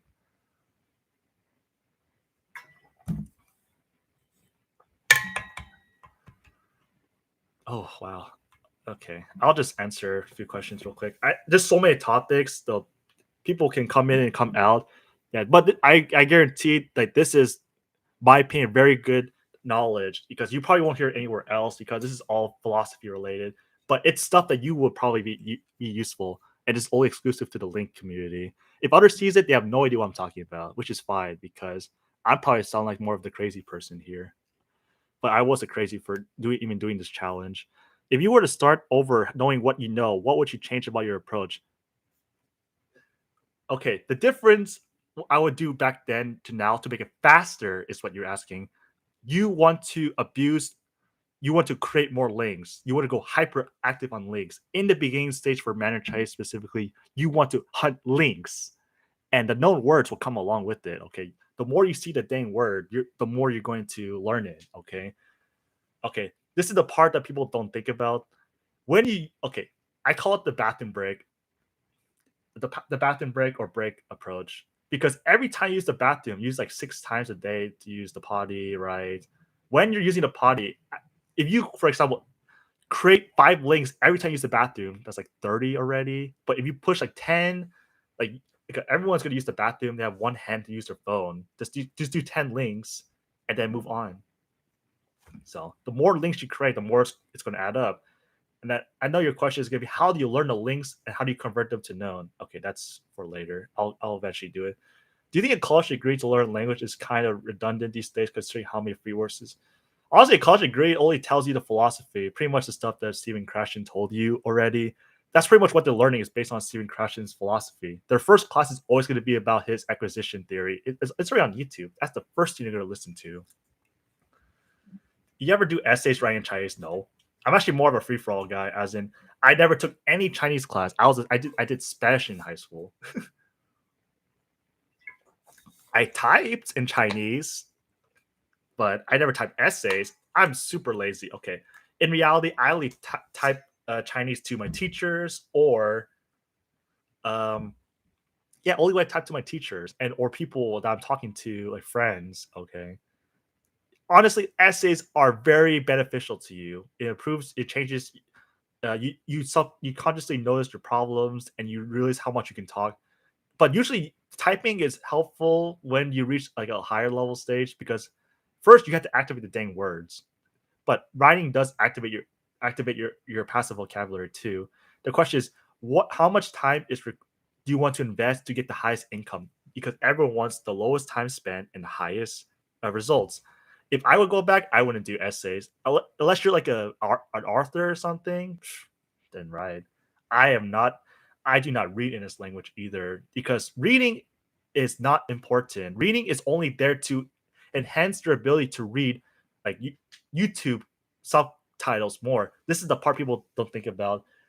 If you focus on reading, you're only going to get better at reading subtitles, which is fine because you're going to need to convert that subtitles into meaning. Okay. Is it annoying when you import Chinese content from YouTube into Lingq and it ends up being a traditional version? Actually, I never had that before. Because one, pretty much the content you're looking at is probably in traditional, then I'm guessing. You have to notice the difference between traditional and simplified. I just know which one's simplified, and they even tell you the subtitles. That's why you want to look for Chinese simplified. And I never had this problem ever, not even once, that you import a simplified and it becomes traditional. So maybe traditional to simplified. Like actually, I never learned traditional. So if I go to Taiwan, I'm in trouble. How do you think people are naturally gifted in language learning, or do you think it's largely a myth? Oh no, language learning is pretty much all strategy based. If you have a good strategy, you're gonna learn the language because one, they probably had more exposure to the language from their parents. That is just a foundation. Okay, a person who knows three languages compared to one could be in the same standing point when it comes to learning a language because the advantage of being an adult to a child is that the child has over 10,000 hours of passive listening. But the passive listening is beneficial because they can guess based on context. They're automatically translating based on what the parents are doing. If the mom is eating and saying, "Well, sure, well, sure, well, sure, sure," so you're automatically translating your brain. The baby won't even know it's translating, but it's automatically translating. That's the acquisitional system, whatever it's called, that Stephen Krashen is claiming. And then when you're an adult, you have the prior knowledge of all the languages you have known. If you have 5 languages, okay, one of those languages is going to help you win a language. But Mandarin Chinese, you have no, those languages are useless. The only thing they're useful is for you have to choose your best language to translate and make that your main language because you click on a word, it has to be translated to English. That's the only advantage. So gifted languages or natural gifts are with, for example, accent, the duplicating accents. That's pretty a gifted person. Someone who has very good listening ability, as in they can hyper listen and say, okay, I recognize every sound. That's a different skill in itself. If you can hear every sound, you win. Because Mandarin Chinese or any language at a high speed, you're not going to recognize everything. If you're able to have the ability to recognize all sounds, then your chances are a lot better. It's a myth, though. My opinion. I'm a monolingual man. I have no I have no prior experience to language learning. I'm just a guy who attempted Mandarin because of the opportunities that are provided here. And in the end, I realized that okay, it's cool to have it, but I don't really need it if I care. It's just more of a skill and a hobby at this point. I can access like Chinese TikTok, access all the political stuff if I really want to. But at the end of the day, is it really what you want, or is it what you think that people want you to know? Chinese is optional, but it's very useful, like business, right? If you care. Okay, I went off topic for so long. Sorry. Okay. Words is efficiency. The more words you know, your rate of efficient is faster. For example, if your starting rate is like 0.01%, okay, that's like no foundation. If you learn one word, it goes up to 0.02. Like times fast, like one times, two times, like the speed, right? If you learn one word in Spanish, like your rate is like one x, like 1.1x. But Mandarin Chinese, your setback is like you're being thrown at the bottom of the bottom, and you have to climb yourself up to even get to the average rate that Spanish is, for example. Uh, yeah, the more words you know, the faster you'll learn. It's just reality. It's deficiency. It's a numbers game too.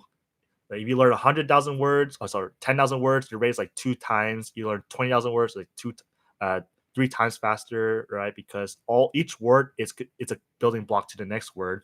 Only Mandarin has this. Mandarin, Cantonese, Japanese. Japanese is the but not really. Listening, okay. Words. The more words you know,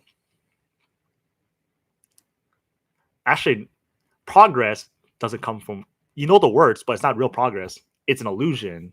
Words is there just to give you the tools to allow you to talk, because what is the language? Communication, talking and listening. That is all the language is attacking and defending. Attacking, as in you talk to them, and then defending is when they talk to you, you have to understand what they're saying. That's it. But reading and words are just tools. They're not, they are a setback. They hold you back, sadly. Speaking is the result of other activities you've done. So speaking is pretty controversial. Speaking comes from all the listening helps, but you have to transfer the knowledge from the words you know to speaking. That's what Google Translate is for. You have to talk to yourself in your mind, and that's what actually translates. Okay, this is a part we're getting to a certain point. This is near the end of this part of the stream, and then everything else is just questions. So just throw as much questions as you want. I'll answer them and then call it a day. Yes, Mandarin is a compound interest of a language. The only thing about investing, like dividends is as in you invest like 100,000 or 200,000, but you'll get like 100 a year. So super terrible rate when you think about it. It's still passive income, but if you continue, like you invested $1 million, you get like $10,000 a year. So it's like investing in dividends or investing in stocks. Compound interest. Spanish is not compound interest. Maybe a little bit, but very little. Mandarin is a compound interest language, as in you're going to get a lot back in the long run. Okay, philosophy. Okay, disclosure again. Everything is personal beliefs and not to be taken seriously, but a good mindset to have. This okay. This is something the language community doesn't really think about. I call it the framework of language. It means that you need a certain mindset to even approach the language better. An average person would say, "Oh, words is important. Listening is good for you. Maybe I can compare the words like it's like a storage in your brain, right? It goes to two. This is a language. This is for foreign language. This is for native language. Sure." Okay, the framework is what I think is the biggest thing you can learn from this entire stream. So I call it the castle theory. The castle theory I thought was that okay, represents each part of this activity. For example, words, active listening, speaking, and writing and such. Okay, imagine for the castle theory. This is the biggest take back. Imagine you walk into a kingdom like Lord of the Rings and you see a giant castle like Minas Tirith, and it's already constructed. But when you first start, you're just one man. You're just one man staying in front of the entire castle, and your objective is to conquer that castle. But the context is that that castle is equivalent to a native speaker.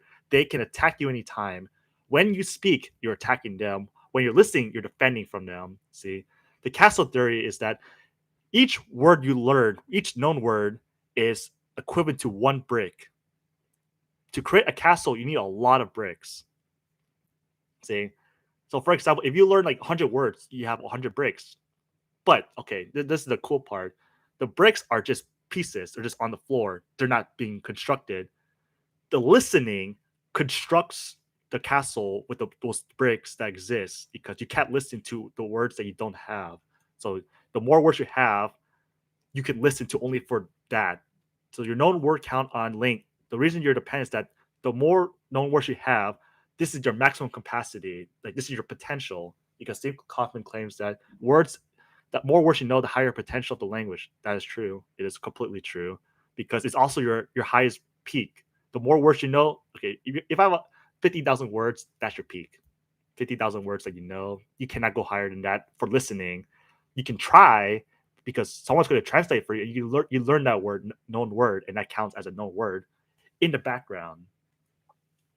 Okay, bricks is equivalent to known words. You have a bunch, like, imagine you have 50,000 bricks, 50,000 known words. Okay, it's just on the floor.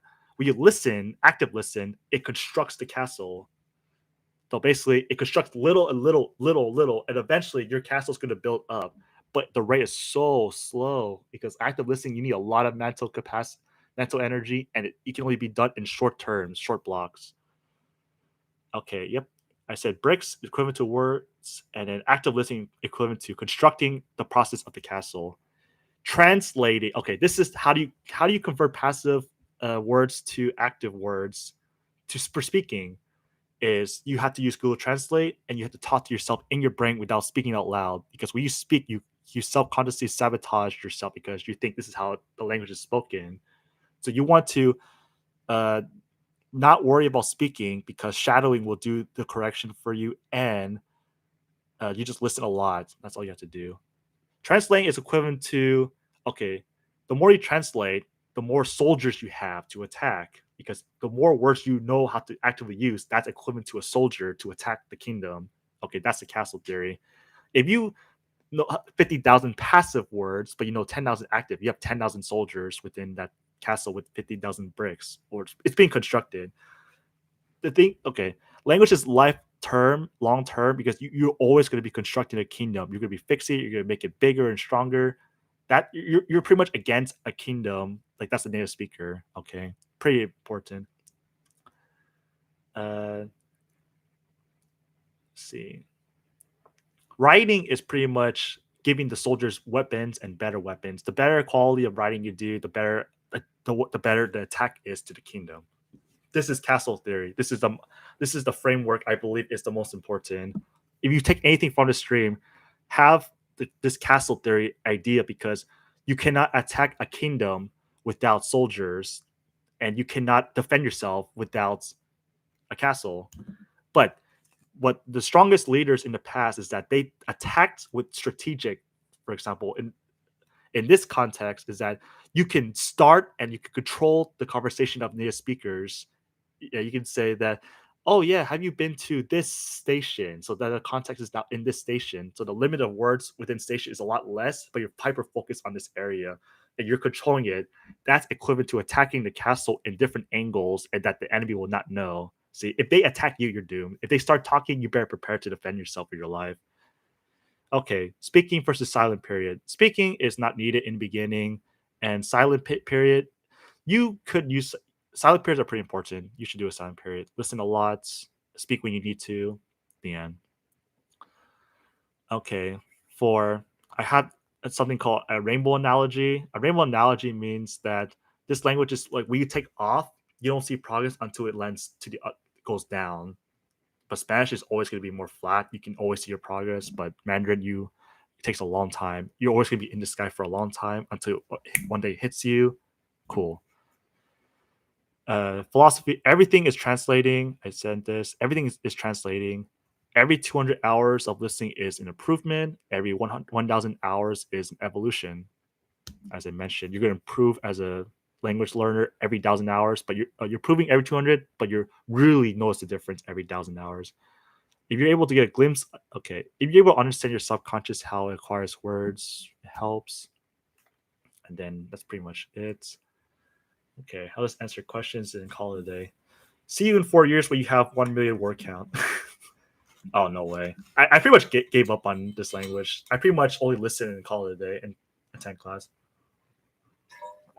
Yeah, I want to travel in the future to China because, well, if you know the language, you can really do a lot with it. Because that country is gigantic. Do you plan on using Lingq as your sole study platform for foreseeable future? Always, yeah.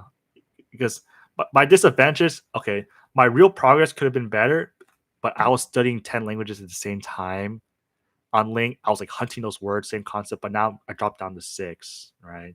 Yeah, I can show my stats real quick on Link because, for example, I know 100,000 on Chinese, but in Cantonese I know 48,000, French 41,000. Like these are the languages I'm learning now. Focus, uh, Spanish, and then Vietnamese. Vietnamese.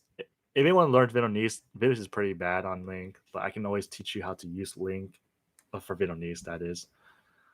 And then there's languages I did within the 10 languages like Japanese, Korean, Italian. Like Korean 67,000. In the end, this is not enough. You need twice the amount as advanced to like 140,000. It's super hard. Korean is not easy. There's too many forms, different variations. Grammar holds you back. Yeah, you have to account for that. Yeah, Link. I've always used Link from the beginning to the end. I was like a hardcore dedicated person. Okay, so the questions I have. So I'm just gonna show here. These are all the questions I have. Can I study multiple languages at the same time? Yes. Just know that uh, everything you listen to for different languages, it'll confuse your brain, but your brain will, as time go by, categorize them into files. And it's a debate. You have one brain is your native, and the other is it just your foreign languages, or are they like separate file cabinets for different languages? I just think that they're all this one separate area because you can hear any words in any context. If you understand it, okay, then that's pretty much one area. When you speak, your pronunciation will be mixed. So you hear like Steve Cobbin speak, he doesn't really have an accent. It's pretty much like all the same accent for every language. And yeah, that's pretty much the downside is that you hear one context, and you're pretty much going to mix them up from different languages. Less words to accommodate for each language. Yeah, less time. You have to pretty much split your time. So if you have like 1 hour, you can only do 30 minutes per each. Depends which you can prioritize based on importance if you want. The words are scrambled. Different language families, no problem.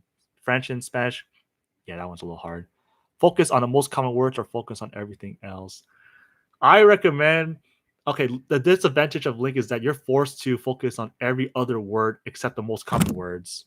Like this is the downside because I wish you could just use Link to learn the common words and call it a day.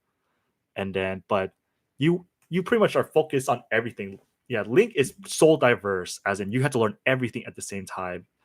Okay, the difference between Link and language classes, they teach you the most common words. They take you through the smooth path, like only the most common words.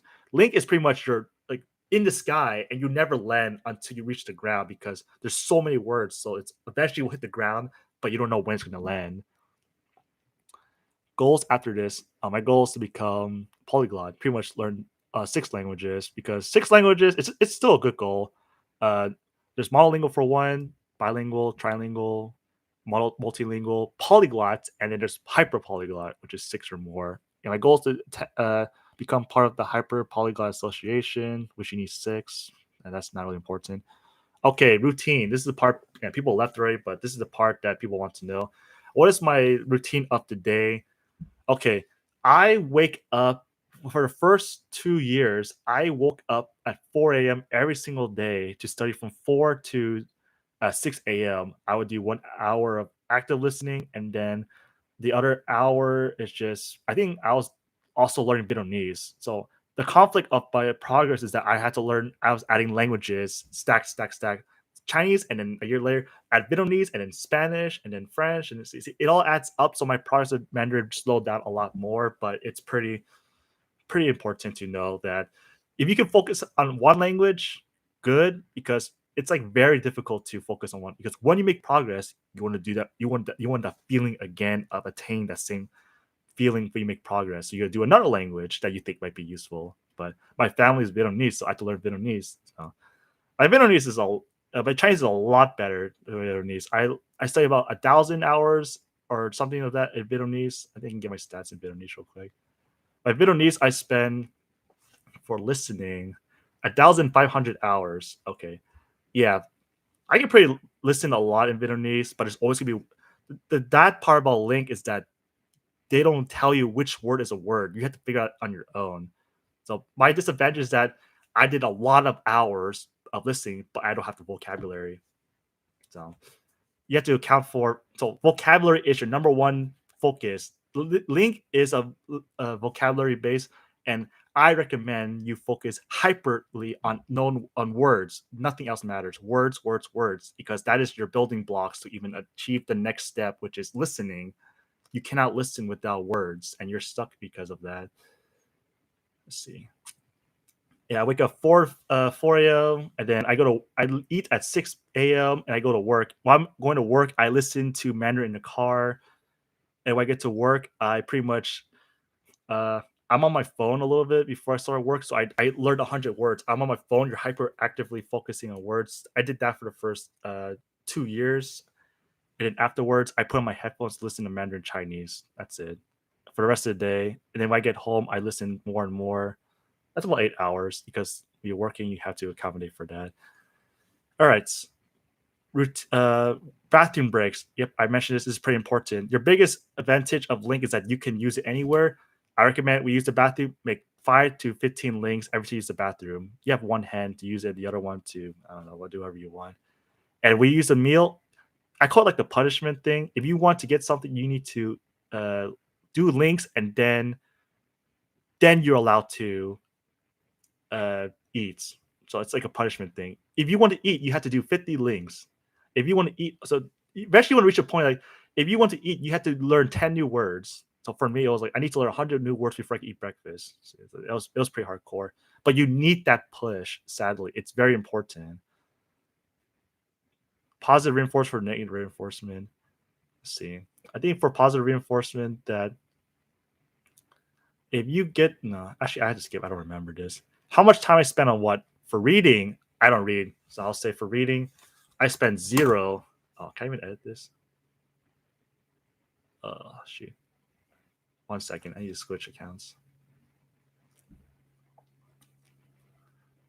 Okay. I think I should be able to edit now. Can I type? Yep. Okay. So this is for the 2 people that are probably listening. If you're still here, this is going to be beneficial to you. And the people that are going to come later, then that's on them. All right. How much time I spend on reading? 0. I don't read. The trick of Lingq is that people default option is to focus on reading every single word, but the real trick is hunt words down. Okay, you want to hunt words, as in you ignore all known words and only go for the yellow words. Okay, I suppose knowing Chinese helps with Japanese, but it did also assist with any other languages. Chinese is always useful for Cantonese. If you know Mandarin Chinese, Cantonese is a lot easier, but you have to do. The only downside is you have to do all the work for listening, the same equivalent to Mandarin. It's annoying, but you have the words.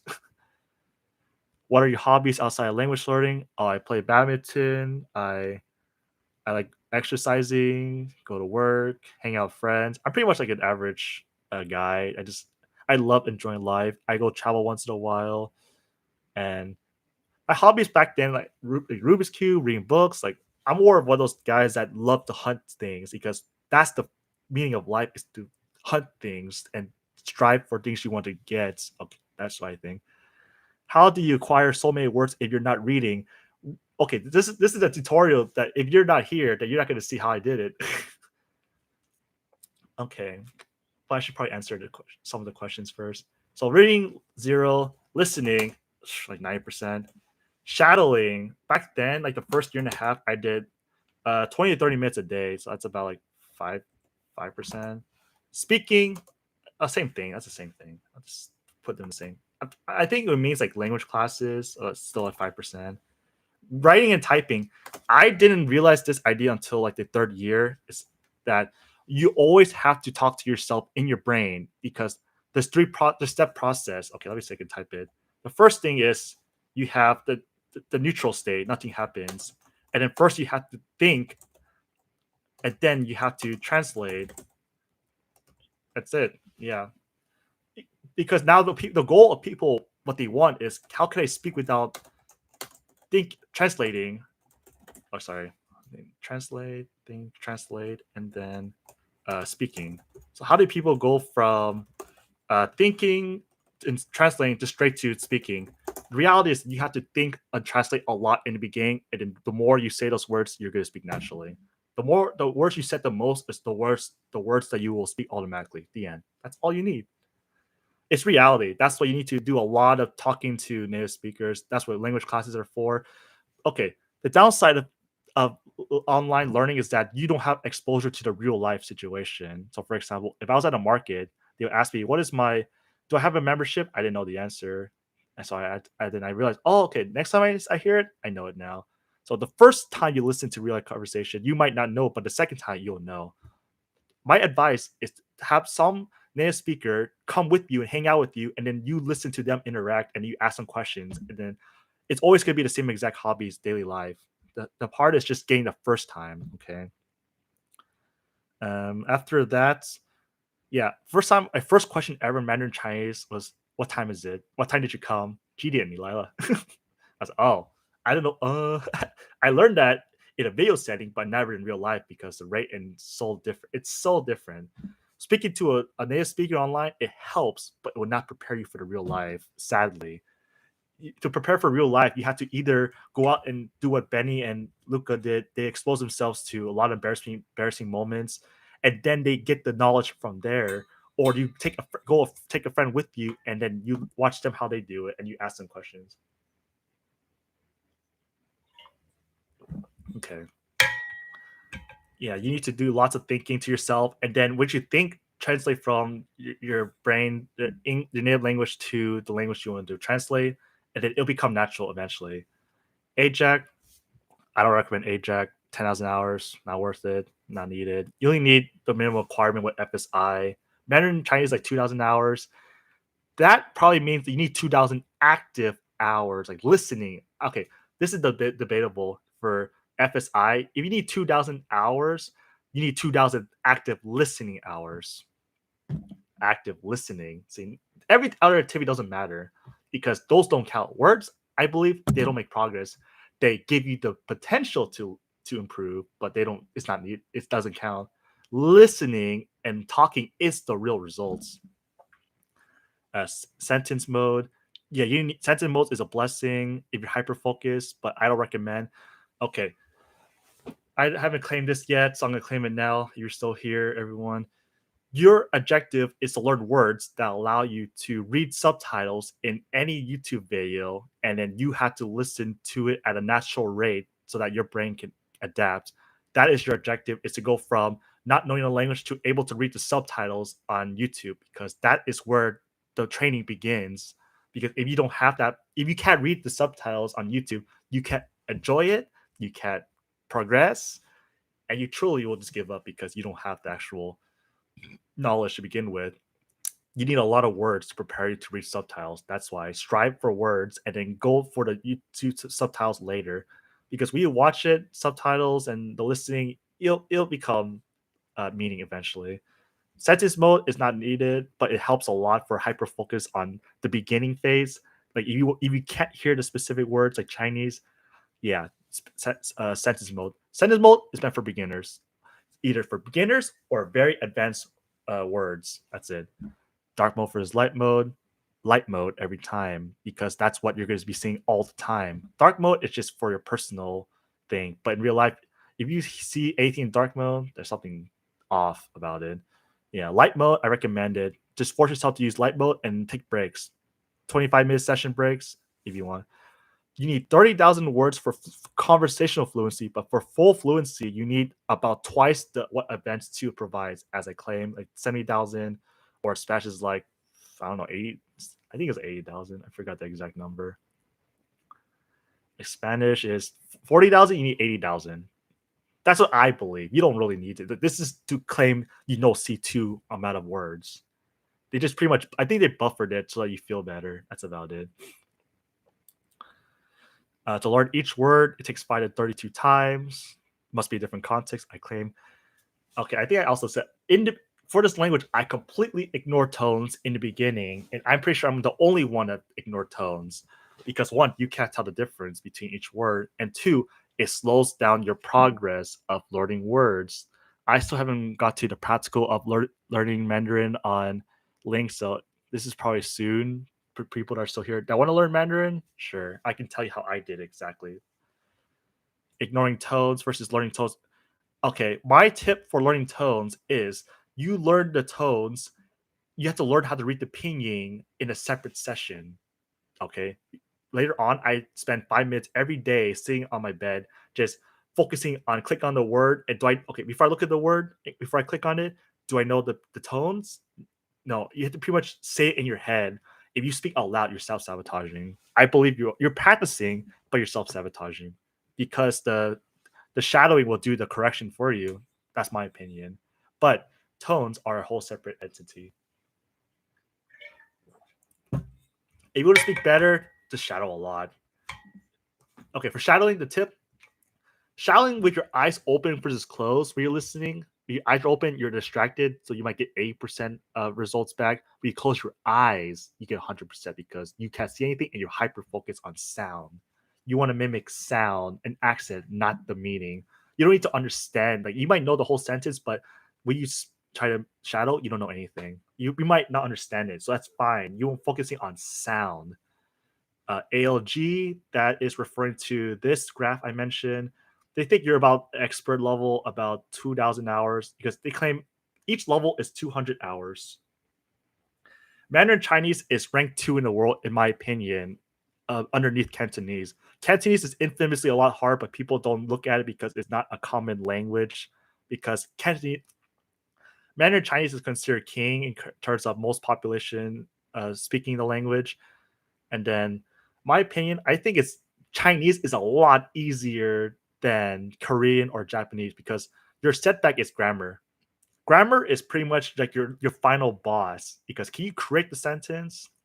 Sure, but can you get used to it? That takes a long time. So Mandarin Chinese, the advantage is that everything is so similar to English, right? It's so easy.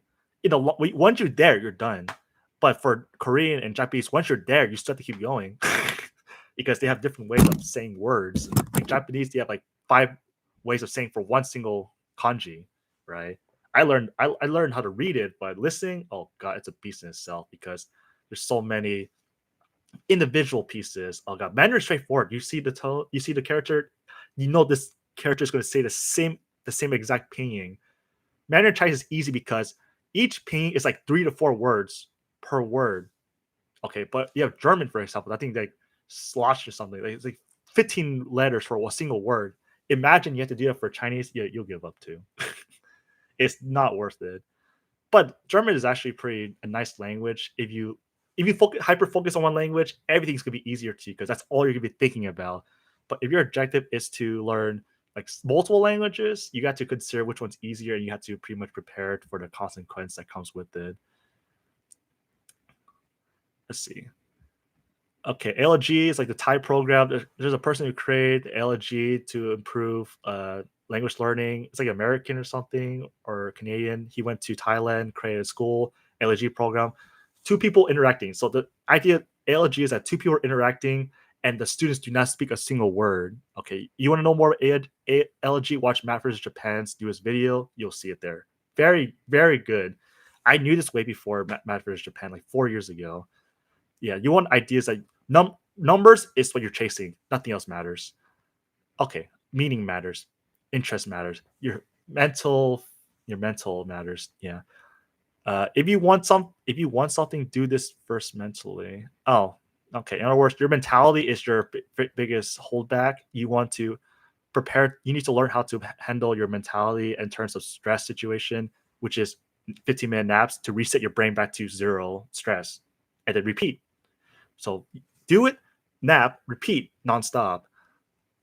Another tip is that every day you want to hit a certain goal. Now, this is a big tip.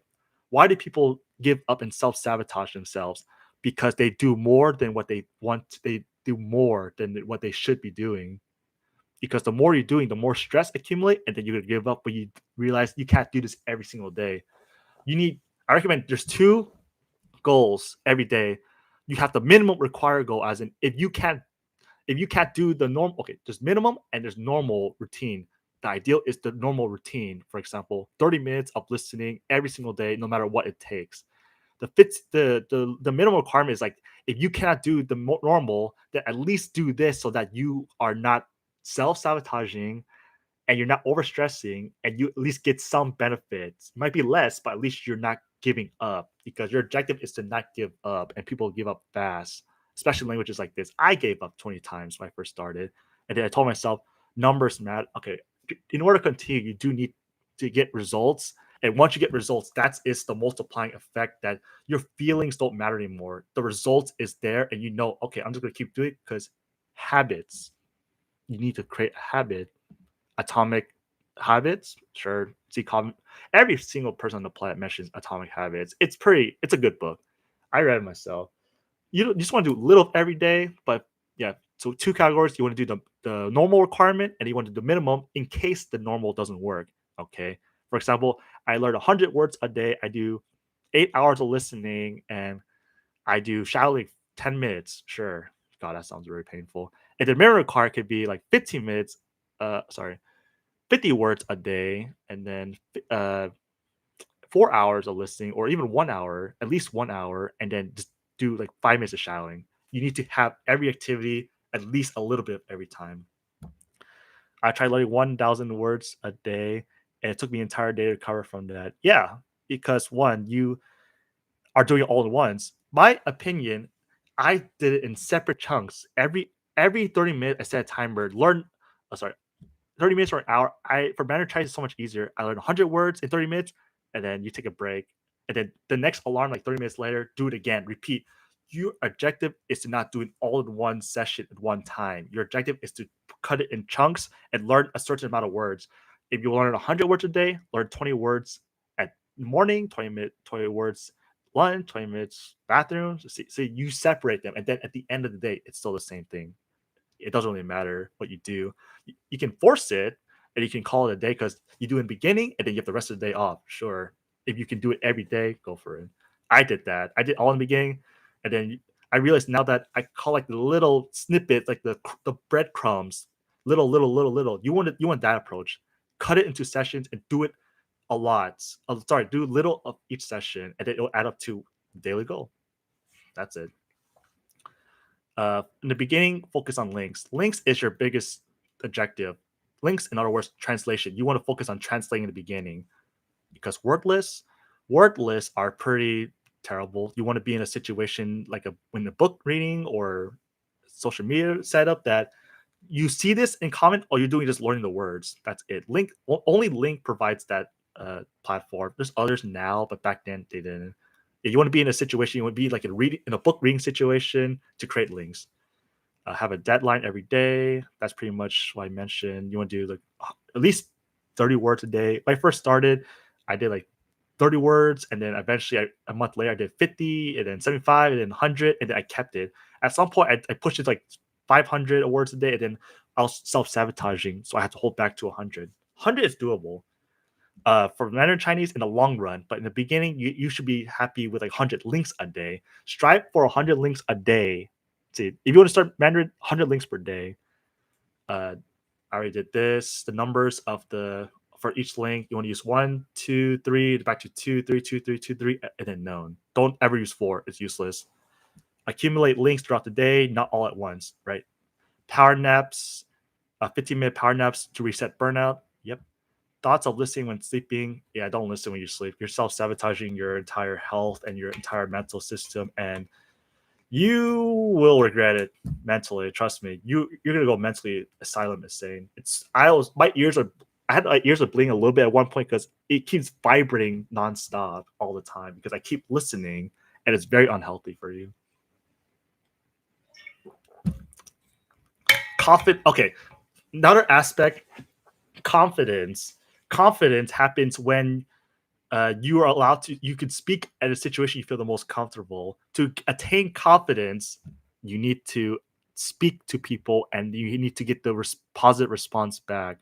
For example, language learning classes. If you speak and they don't seem like they're super confused, or they seem uncomfortable, then your confidence goes down.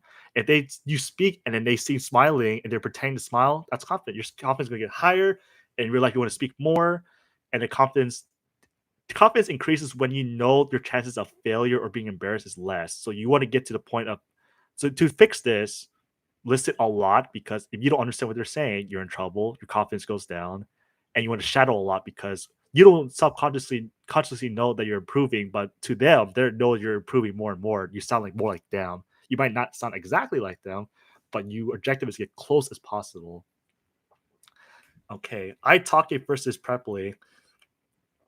I first did italki. I did 300.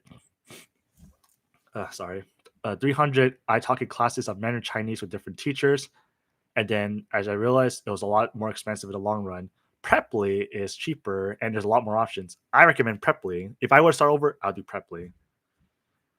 Okay, to get this is the most debatable one: how to get the respect out of Chinese speakers or any native speakers. Because when you speak, when you first interact with a native speaker, how you start determines your entire relationship. If you speak, for example, in English with a native speaker, they're expecting you to always speak English. So if you want them to speak only Chinese with you, you have to meet when you first meet them, only speak Chinese. And you think they speak Chinese, just speak Chinese and then sound like you know the language, and then they'll only speak Chinese with you. If you make a single mistake, they switch to English. So that's how hard it is, how tough it is, because you basically they're expecting perfection somewhat. Okay, the elders will tolerate, but the young will never tolerate. They hear English, you're never going back to Chinese. You can try by speaking more and more, and they'll try to say a few words, and then they'll go back to English. You pretty much need to nail it. You need to understand almost everything they're saying. Say that's the biggest problem. That's why you need to build your castle, a castle theory. Listen a lot, active listen a lot, listen to everything. Hey, Portals. Hi. We're like 2.5 hours in, but if you decide, okay, this entire session could be all just through listening, and you don't need to watch visually. The visually happens near the end. I'll demonstrate how to do it if I have enough energy. That is, it's very tiring to go this long when speaking. How does sound work on the speaker? Shadow. Just listen to audio and close your eyes. The biggest part: close your eyes and try to mimic. If you open your eyes, you're distracted. I just realized it now. Back then, I closed my eyes and I did 30-minute sessions, and I sound a lot better. Yeah, compared to because when you first start, it's super weird because you can't talk at all. So that's the problem. You can't speak, but you need to force. Shadowing improves, gets your motor start of speaking, and your accent improves, and your rhythm of speaking is faster. That's all you're with shadowing. It's pretty much the most heavenly method for speaking practice. How to find friends, go to the area, and then there's also online friends as well. That's another option. Why Chinese changes you culturally.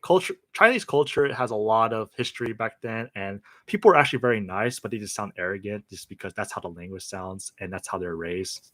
That's why you always want to be with positive people. There's so much culture. It took me 3 years to realize that Chinese is a very cultural language, and I recommend everyone should learn Chinese a little bit, just because one, the whole world, there's always gonna be a Chinese person. There's always be a Chinese person everywhere, but it's not always gonna be like a, I don't know, Russian speaker or a Finnish speaker everywhere. So you want to take advantage because one, they could probably they're very nice. Depends how you talk to them. All right, another one, make another YouTube account. I mentioned this before. On YouTube, create another account for each separate language, and then that's where you filter the language, the videos you get. Because you make a Chinese account, you're always going to get Chinese videos. Simple as that. Active vocabulary cannot surpass passive vocabulary. We always, yeah. Your active vocabulary is rooted from your passive vocab. Imagine like the passive vocabulary is like the parent, and active is like the child. The passive gives birth to the active. That's it. But the child can never give birth to the parent. That makes no sense. Words create potential, increases rate of efficiency, which leads to closer fluency. Yeah. Words just pretty much gives you the efficiency, but it does not give you the progress. You're stuck at base one, but if, for example, you learn 10,000 words, your rate is faster compared to you just go slower. See, the difference is rates. So people don't think about this. Is how fast you study is based on words. Set a numerical goal for known words, hit it, and don't touch it for a day. Yep, hit your goal. Pleasing the native speaker to get them to talk with you more. Yep. To get that, you need to learn how to speak better. So shadowing to counter the native speaker to get their respect. Shadow more, listen more. That's it. Communicating versus trying to sound perfect. Okay, this is what everyone, the community always talks about is communicating versus trying to sound perfect. Your objective is to communicate. You might sound bad, but you communicate and they understand. as long as they understand and they can tolerate, that's all you need. That's just a minimum requirement. Perfection is a personal goal, like math versus Japan and perfecting Japanese. That's personal. Okay, you don't really need to be perfect. Okay, I just sound like an average guy. I sound more of an American speaking Chinese, which is fine, but they understood me and they didn't switch to English. That's the only goal you want to strive for. Purpose of italki preply, do we need them? Yeah, pretty much italki and preply are used to build confidence because the more you speak, the higher confidence. But it does not reflect the real world, as I mentioned. Yep, you want to you can only experience real wars, real world experience through real world experience. Yeah, supermarkets, banks. Yeah, you need that's you're on your own for that. Uh, my tip is to find tutors that barely speak English if you know enough Chinese, because you don't waste money on the beginning stage because it's a waste of money. Because one, they're pretty much teaching you what Lingq can do for you. They're gonna translate everything. This word means that. This means what's that. This is how it works. This is how the sentence works. See, when to start finding teachers? You want to start finding teachers when your listening comprehension is equivalent to you can understand 70%, 80% of the conversation. Yeah. How do you know that? If every every out of 10 words, you probably don't know two of the words, but you can understand eight of them. That's the most common words. You should go for it still. Yeah, because one, they'll probably correct you, and two, you won't have the confidence until you start. Sadly, try not to think much. Okay, this is the part people don't think about is when you're thinking for a word. Uh, do not overthink. You will self sabotage. Just use Google Translate. Translate, call a day, because your brain requires clarification. Because your brain is always curious. If your brain is curious, you have to fulfill the curiosity, or it'll eat you alive little by little mentally. So it's very important that you always have your phone and Google Translate. If you want to know like what word's the bathroom, you just okay. I don't know the word bathroom. The end. Your brain resets to like a calm state. Don't You cannot be stressed about thinking of a word. The more you think, the more you'll forget the word. So that's a good way of thinking. Public places. Yep, I mentioned have a person that speaks the language to help you mimic and learn real world experience versus a classroom. If you want someone to speak your target language, okay, I mentioned from the beginning you have to speak the language. Yeah, if they use English, you're not at efficient level enough to be respected. The tones, you can be off your tones, the word usage, and your race. So like if a Caucasian person spoke Mandarin, they're gonna be off, and like that makes no sense. See, you always watch videos, uh, like Xiaoma, that's one of them, and then he speaks Chinese, but he speaks perfect in all these three categories. Well, word usage, tones, and then race. People don't really think about race until you don't speak the language well. That's about it. Yeah, equipment use. I use headphones at work, earbuds, single earbuds to like hide it. Put earbuds. Put a beanie on to hide. And you want? I have uh, I have wired earbuds so that it can shadow because I also have this mic and allows me to plug in so I can listen to my own self when I'm speaking. This is Maffers Japan's recommendation. I recommend you look up his shadowing setup. Okay, default dimension. Who is your biggest inspiration? That's a good question. Sadly, I don't have an inspiration. My inspiration was because I met one pretty girl, and then that was in my mind the entire time. But that only lasted for a year, and then everything else is based on culture, people, the elders giving me life advice, and the fact that it feels good. They speak to you in your target language. That's all you need. That's all the motivation you need. And then there's the stats of actual improvement. That's the biggest one of them all. Okay, stats is the biggest consistency motivator. Yep, Lingq provides you the stats. Without the stats, you're pretty much in a abyss. You have no idea what your progress is, and you feel very confused. Consistent motivation versus initial motivation. Okay, from the beginning, you need some type of motivation to get you started. Like for example, it could be love, it could be people, culture, family, friends, grandma doesn't speak English, you have to learn her language. That can be motivation. Consistent motivation, you're gonna need, for example, rivalries, your feelings, more pretty people, guys, girls, what your lovers, see, family, try to satisfy the family in-laws. See, those are consistent motivators. All right, intermittent plateau. This is the most common questions in the whole community.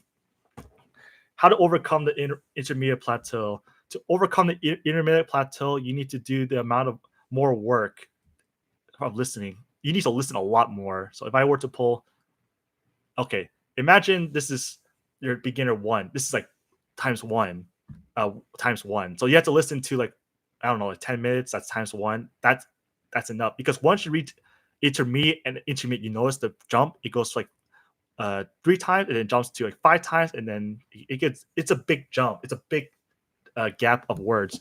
You need to accommodate for that difference in the intermediate amount of words to the beginner, because people assume that they only do this amount of work like times one, and they think they should continue at this rate. But once you reach intermediate, you have to do 3 or 4 times the amount of work you did in beginner. Sadly, it's the reality. You have to do so pretty much to overcome the plateau. You have to do 4 times amount of work like you did in the beginning. That's it. And you have to keep doing it, and you have to pretty much reset. To continue the rate, you have to take lots of naps to reset your brain so your stress doesn't overburn you. Do you really finish the language? Nope. That's going to be a whole life, because there's always going to be a word that you don't know, even in your native language. The good part is that this language is always going to be part of you as like a child, because you're always going to remember it and thought, I had memories with this, and it always will be in my life. Advanced vocabulary. When and how to tackle this. Advanced vocabulary is only a personal choice. If you want to listen to politics and medical, that's on your free time if you want to learn those, but you don't need them unless you're actually going to live in a country. Mostly you want to focus on conversational or anything. Let's try to understand everything from podcasts, dramas, and interviews. That's it. That's all you need, unless you plan to live there. Why do people give up? Because one, they try to do more than what they're required to do mentally. Like they try to do 200, 300 links instead of like doing 100. Because every day, if they change the goals, it's gonna self-sabotage and they give up. That's why you need a constant up the same, and eventually maybe gradually increase like every month or two. Why monolinguals don't want to become bilingual? Because they probably first thing is they believe that being old is the reason, and that but in reality, adults are a lot better than kids in learning. Yeah, we have our previous knowledge to translate. Kids can't translate as fast as adults can. We have the power to translate based on our native language. Why words mean everything.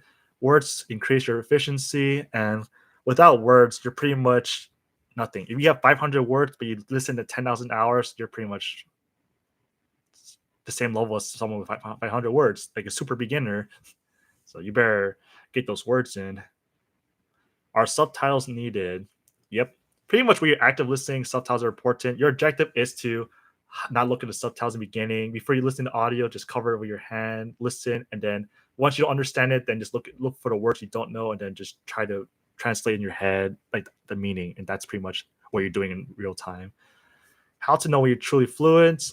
When you go months without misunderstanding anything, you can say everything for months. Pretty much, I can understand most cases, but there always will be cases that I don't understand because of accents and word usage. But I'm still learning. Every day I'm still learning. There's always gonna be something new. Just keep watching it. Then your objective is not to fill the tank. Your objective is to just pretty much I forgot the term. Just your objective is not to fill the empty tank. Your objective is to drink everything from the tank and until it hits zero. Eventually it's going to hit the zero, but you don't know when.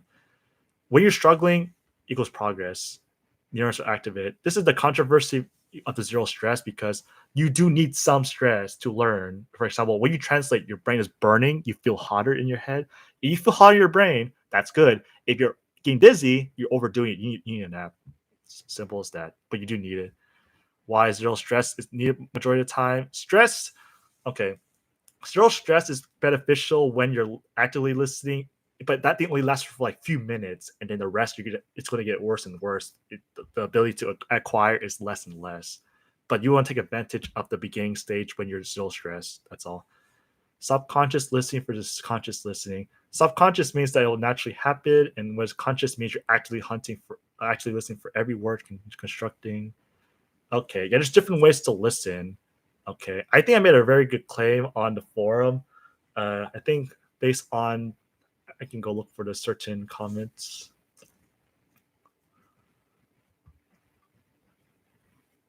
Someone asked me a very good question. I think it was by a person, Nefera. Basically, I claimed that there's 3 different ways to listen based on different stages. I said that one of the approaches of listening, listen to all the words and attempt to translate in real time. Okay, this pretty much means you're relying on all your knowledge. Can you translate without looking? Can you hear it and then you know all the you hear each word, translate the word, and then convert it into a sentence, and then translate that sentence. So it's a lot of things going on. That's that's more of an advance or words or passages you have already encountered. The second is focus on words you don't know or haven't yet. Also assume that you're focus on words you don't know. Okay. Focus on words you don't know or haven't yet. So I think I gave the explanation. Give me a moment. Let's see. Focus on words. Oh yeah, because in the sentence you might know very few words that you don't know, but you have to account for those because if you don't know, okay, this is the best quote I can give. If you do not understand what you hear, you have never heard it before or not enough. Simple as that. There's a lot to take from it. If you don't understand, you have never heard it before or not enough. Just tell yourself that. That's true. Okay. The third one is what I did at the beginning. Encounter a word in the sentence and reset the audio from the beginning with the word translated so that it's more comprehensible. When you start Mandarin Chinese, sentence mode can be abused in this case because every time you play the audio, you can every time you hear a word you don't recognize, you find that word, okay, translate, you know the word, and then reset the sentence mode and keep hearing until you eventually reach the end of each word. And then by the end, that is one comprehensible sentence. Yeah, for portals, this is just for one stream. Yeah, this is just for everything about this specific topic. I appreciate though. I can answer specific topics if needed, but I'm just throwing everything in. This is just meant for people that just want to listen and hear everything. It's very long, so you don't have to listen all at once. Maybe 10 minutes, 5 minutes. It's personal choice. But I believe I can give good philosophical and good approaches. It's very long because I didn't anticipate this. Honestly, thought this would be a lot longer, but it's actually shorter in my opinion. Conscious, okay, let's see. For the subconscious, everything naturally happens. For conscious, active listening for every word, target focus. Where your subconscious, you relax and you let it go. But for active, you're hardly focusing on. You try to hear every single sound. You try to translate every word, and you try to put that into a sentence and translate that sentence. It's like 4 steps. It's such a pain. But the more you do it, the more you just hear it, the sentence, you call it a day. But the condition is that you need to know every word in the sentence. So that imagine the road is full of garbage, and the garbage are words you don't know. Your objective is to learn the words and clear the road so that the bus can go through the road smoother. And that's how you learn faster and faster. Chinese is a long-term language, harder in the beginning, but easier in the later stage. Yep, this is the only advantage of Chinese. It's a long-term. Like for example, Korean, Japanese, those are not long-term. They're just hard all throughout. They're so hard. Cantonese is also hard too because one, they have different ways of pronouncing certain words, and they have slang that goes beyond Chengyu. It's super insane. Yeah. Spanish and French are short-term languages. Yep, because you have the advantage that they are the same thing. The words are very similar to English. That's it. Factors to get a native speaker's attention. This is my opinion and what I experienced trying to talk to native speakers in Mandarin. The speed, the faster you talk or equivalent to them, they will think you are like them. The words usage, if you know the grammar, okay, grammar as in you use the right words in the right systematic way, and they hear it because for them, if they hear it and something's uncomfortable, they think it's then they're gonna treat it as switch to English because their objective is to make them not feel uncomfortable at all as they listen.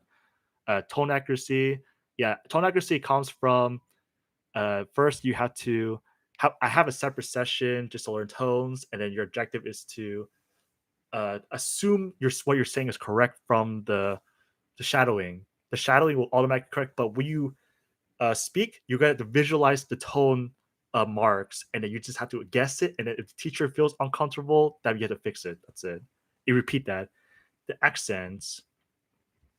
Okay, the better your accent, the better. But the more standard, the more better. Can you use Chengyu like slangs?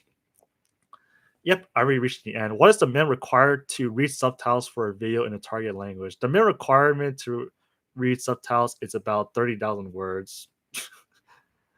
Okay, if you want to listen to generally decent content that will improve you in the long term, interviews. Okay, I'm saying this phrase: interviews, podcasts, and dramas. You need like 60,000 because those dramas are very unique on its own case. Uh, you have traditional, you have modern, you have political, businessy, but podcast you can determine yourself. You can choose how easy you want to do it. Okay, native speakers had their native accent from being from many people in different stages of life. Okay, this is the part most people. How do you have your accent now? As a baby, you don't shadow. Oh no, sorry, you don't create your own accent. You copy other people's accent, and then you combine them all, and that's what you are now. When you think about it, when you're born, you have no reference other than your parents, and then the baby's gonna try to sound like the parent. They're saying the words, but their tone is gonna be similar to the parent. But when you make friends, you ever heard like the psychology phrase? The more you hang out with them, the more you like them. See? So when you're more like them, you're gonna copy their accent, and that could be with you forever. And then you're gonna combine it with the next friend and the next friend, and then they all merge into one accent, and it's currently what you have now. So pretty much for this, my point is you want to shadow for one person ideally, and you want to mimic as much as you can, so you sound like them. Find someone you like, mimic them, and then that's pretty much it. You'll sound like them eventually. It takes a long time. Yeah, you hang out with your friends. You don't hang out with them all at once. You just talk to them like once a week or every other day. Then you eventually get all their patterns. Yeah, you even know it. Okay. Uh, were you in a relationship, for example, romantic relationship, your time for language learning or life at work, kids, yeah, you're gonna have less time. I have the advantage that I was single for a very long time, and then I had all this time to study, so I had to abuse and take advantage of the time. But now, since I'm in this more serious relationship, I have to focus more on that. But I can still do all the habits I can on a work day, so that's a cool part. But since I'm done, just you don't need that much time, honestly. You need to have enough words to be efficient enough so that you do spend less time to get max results. That's all I need to say. All right, that's the end of this question. I guess I can show a little bit practical about how I have Taiwanese Mandarin here, so I can example. My tip is you want to remove all this text on the top here. I think that is the transliteration. I think. Let me see. I think it's off. I'm just experimenting real quick. Nope, it's not that section. Let's see, pinging, links, translator. Okay, pinging is there. I'm not used to doing this on here. I might need a minute, sorry. Show tags, show examples, transliteration. I'll just turn this off and see what it looks like. Pretty much, there's a saying that you can remove this from the top unless they update so that now you're forced to see it all. Underline. Audio. ChatGPT. Huh.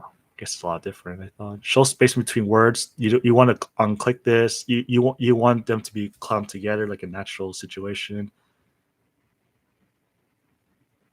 Okay, that's what it was. It was the last setting. So pretty much for Mandarin, you want to for the script setting, transliteration style at the far bar, click that to off. And then I think everything else to pinging, I believe. Let me see. Yep, this is how you want to be in this ideal situation. Okay, the situation is that you first have to counter when you look at a word. Before you look at it, do you know? Okay, to learn the word faster, my recommendation, if you choose to do this path, most people will not recommend because I'm like super rare, like 1%. Ignore the tones completely. This allows you to learn the word faster. When you look at the characters, you know what that means. But the way the tones is for we speaking. See, so if you want to learn, ignore the tones. We click on it. Before you click, do you know the image meaning or do you know the translation of it? If you know either of those two, then you consider it known. Of course, you need to learn how to pronounce it. The pinyin, like ni. Yeah, if you know to say the ni without the tones, if you know it's ni, okay. And these are the two conditions. You know the pinyin ni without the tones, and you know one of the two. Do you know the visual meaning or do you know the translation in your native language? That counts as known. So I assume I know how to say ni without the tones, and I know it means like you. So I just click that to known. And you pretty much repeat that. On the keyboard, okay, this is where it gets interesting. This is more of a personal tip. I recommend that for the arrows, they make you go left and right, back and forth pretty fast. The purpose of Lingq on the computer is speed. So this is cool. K turns word into known right away. Oh, I overdid that. Interesting. I'll just assume that was just. And then you have the numbers up here to change it to the status. So you can see the one at the bottom is changing color. Never use 4. It's kind of weird and pointless. Okay, my tip for a computer is put your pinky at the right of the right arrow, and put your secondary finger on the K. See, let me see if I can mimic this because if you do it like that, it's super fast. Your left hand goes onto the numbers, and your thumb goes onto the X. So your left hand, the numbers for your finger, and then your thumb goes on the X. X means that it's not a word. You could count it into the trash. Pretty much are words or English term that counts. If you do that, okay, sorry, one more time. Pinky goes on the right arrow, thumb goes on the K. The numbers, your 4 fingers on the numbers to change the status, cancel on the X. This combination will increase your speed by a lot faster, trust me. Because you're able to, okay, visually, I don't know if I can demonstrate this fast, but you can pretty much go super fast. You go left and right. I reached the point that I can just go to the next word super fast. If you want to make them all known fast, you just spam like with your right hand back and forth, the right and the K, and then it becomes known super fast. That's my tip. If you do it for Spanish and French, you go super fast. Like this is the tip to go to 1,000 words a day. 100 is like very little at a time, but it'll eventually hit 100. But if you want speed, and if you're in a point that you can learn words fast, okay, do this combination. Yeah. So final say. So pinky on the arrow, thumb on the K with right hand, and the 4 fingers on 1 through 4, and thumb on the X. That's all you need. That's the only thing you have to do. On the phone, I guess the typical will be use your thumbs to click on words. One thumb clicks on the word and one clicks on translation. Okay. That's pretty much my tip for Lingq. And I think I answered every question because I'm gonna take the exact 3-hour mark in 40 seconds. So okay, Lingq was perfect in its own way. Steve Kaufman created a lot of, or their company created a lot of things that the app that most people can't even access to. Is the premium worth it? Yes. Get the yearly if you're all in because you have access to all languages. Would I recommend learning multiple languages? Sure, if you really want to, but just know that it'll be slower. Mandarin Chinese, you should focus on that by itself in the beginning, and then maybe like a year and a half later, then you can focus on. That's what I did, all out Chinese in the beginning. Everything else is other languages later. Okay, yeah, you want to listen a lot. Okay, then the question is, how do you listen well? Sure, I recommend for listening, use your phone. This is only for the beginning. Once you reach a stage that you can watch subtitles on YouTube, download the language reactor shortcut. This allows you to automatically, when you find a content with the subtitles, let's see, I need an example. this will be the last part, and then I'm gonna call it end for the stream. All right, just spare me a little bit. Okay, I guess I'm gonna have to look for any video just for testing. Oops.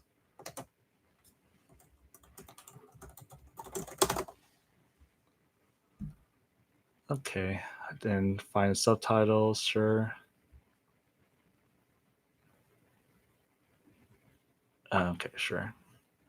The good thing about Lingq is in the past you couldn't import videos above an hour and a half, but now you can like up to 10 hours, so that's a blessing. Okay, for subtitles, where's Chinese? Oh, I don't think they have Chinese on here. Makes life a little harder. All right, I'll just grab anything else. One moment. This is Cantonese though. Okay, let's see. Right here. Okay, Language React is super good. I just downloaded 2 days ago. I wish I had this in the beginning. You want to be at a stage that you can automatically hover a word, and then that automatically translates for you, I believe. It won't let me. You should be able to. Let me try Spanish to call it a day because I can't end this specific one. Sorry, everyone. This will be super quick. If you don't know how to use React, this will be quick. If you know how to use React, then I think this is pretty much all you need to know. This is everything I threw, all the philosophies, everything possible. Yeah, this is 4 years of work, and yeah, you hover it. Yeah, see, it gets automatic translation. You need this because once you go from Lingq to YouTube, you're gonna eventually encounter a word you never met before, and you have to figure it out on your own. So, yep. Other than Language React, you need Language React, Lingq, create different accounts for language, find content. All right, any more questions? And just like in a minute. Let's see, still clicking. Also, I only use one and known. I'm not sure what that means. Use one. Oh, you only use one and known. Yeah. My opinion, I recommend you try 3, 2, and 3 so that your brain is creating the stimuli that you're actually making progress.